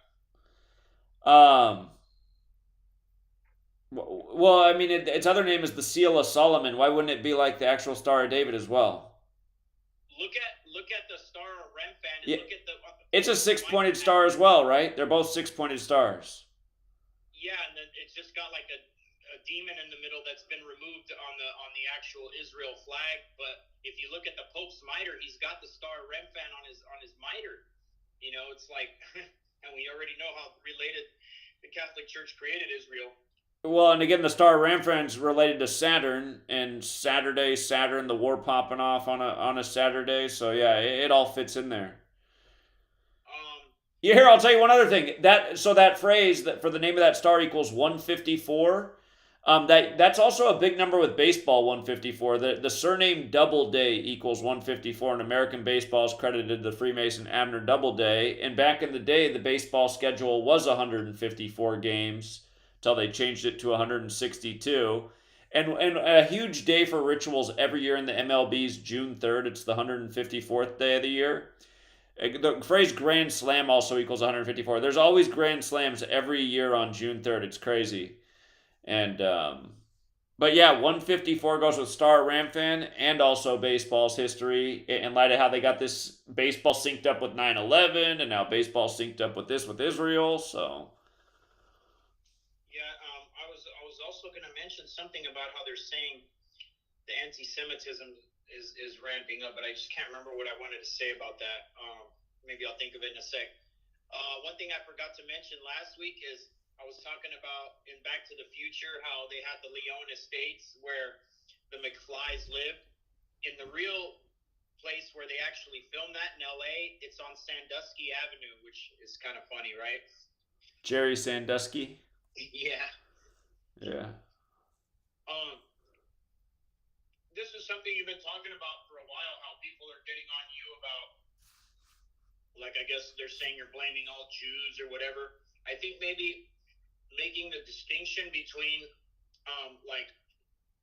because that's another part of the confusion here is they're making, okay, when you say Jews, people think religion, you know, but for those of us who kind of know what's going on, I'm talking about, like, when I say that, I mean an ethnicity. It's not because they're pretending to be all kinds of stuff. And just here in America, most of them pretend to be, you know, following Talmudic Judaism or whatever. But in general, this is an ethnicity of the synagogue of Satan is an ethnicity. They're Khazars, and then you have some like offspring lineages of Khazars, which the main one would be the Nazi Ashkenazi, and then like the Sephardic, like a Jeffrey Epstein, and that looked like the tall, kind of like tan looking guys that have a little like Spaniard influence. That would be like a Christopher Columbus, and these guys, it would be like Sephardic fake Jews. But in general, only here in America are they pretending to be following Judaism. They would never, I mentioned this before, they would never do that like in Europe, like in Croatia, where I'm from, because people know who these people are, and you can't pretend to be something that people already know or like well versed in, and their parents and grandparents have taught them about it. So they pretend to be Catholic mostly in like, Western Europe. That's why, most of the Western Europe is Catholic. So, when we're talking, that's why it's a, Jewish Catholic alliance. It's just a certain ethnicity of people who my contention are not actually human at the soul level. They don't operate off of a heart chakra. That's why they're so, heartless, and all they do is lie, cheat, and steal. But that's I think maybe if you make that distinction, people will stop trying to call you out for saying, you're blaming all Jews or whatever. So just because you follow Judaism doesn't mean you're a Khazar or Ashkenazi. There are people who are just following that religion, and they're not of that ethnicity at all. And it's obviously the same thing with Catholics.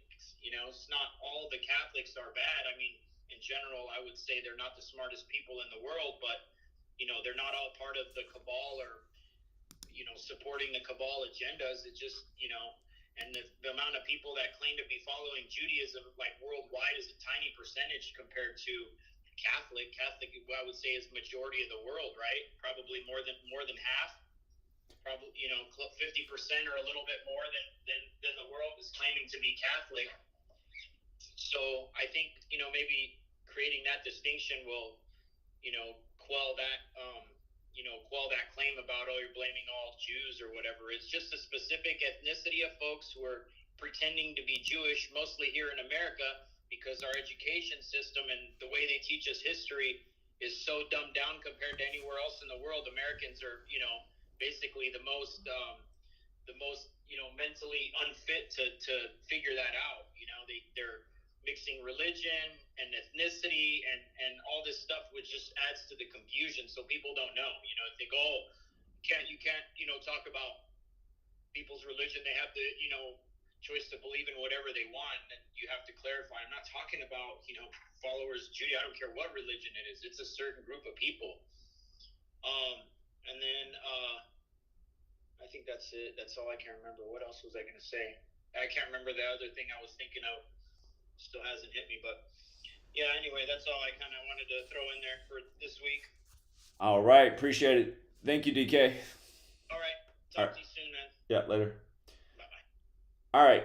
Yeah, I'm going to wrap up this stream, and I'm going to come back and do another stream just to, again, educate about the World Series, because it's bigger than baseball. Again, it's just more undeniable evidence of just how rigged the game is and how the game goes beyond the field. It goes all the way over to Israel. What they're doing with your head watching these news stories, it's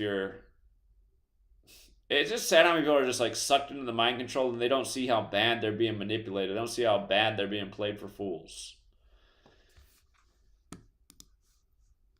All right, let me say thank you to the super chatters as well. We raised $46 in the stream. Shout out to Nappy Roots who chipped in $5. Congrats to the winners indeed. Shout out to David. He said Jordan's last college game was versus Bobby Knight on March 22nd, 1984. I looked that up. Indeed it was. Great observation. Again, today leaves 60 days left in the year, the day that Bobby Knight dies. Numbers have been connected to a lot of big basketball deaths we've been talking about. We've been speculating on it. Jordan could be in trouble at age 60. And that November 3rd date, I hope the day goes by and Michael Jordan's just fine, but it is weird how that date synced up with a lot of things. Brooklyn, Jordan's hometown's playing Chicago that day. So we'll see.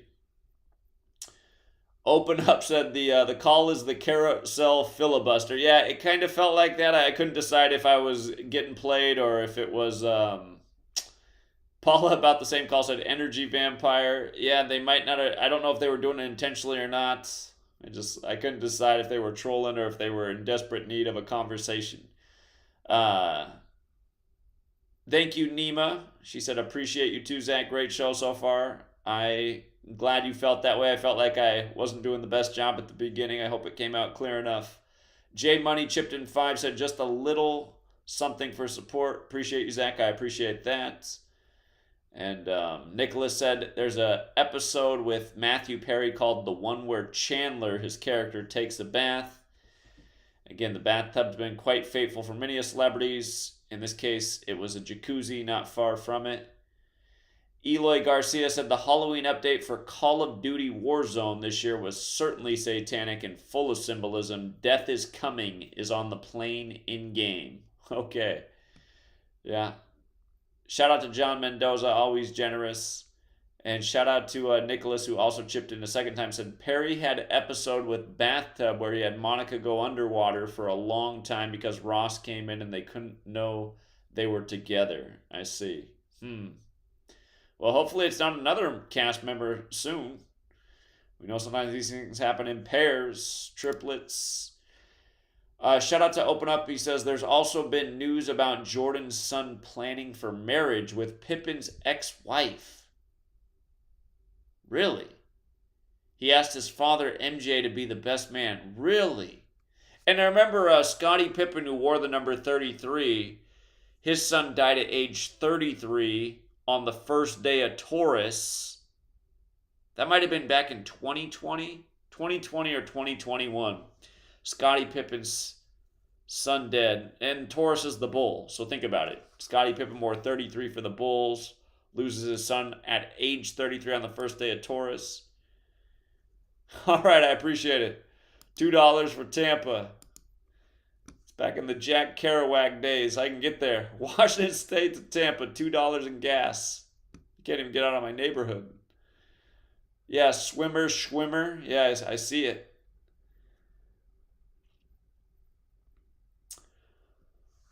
All right, we'll leave it there for now. I'll be back on in a minute to talk some World Series if anybody wants to stay up for that stream. You East Coast people, get some rest. You can always watch the stream tomorrow. Until next time.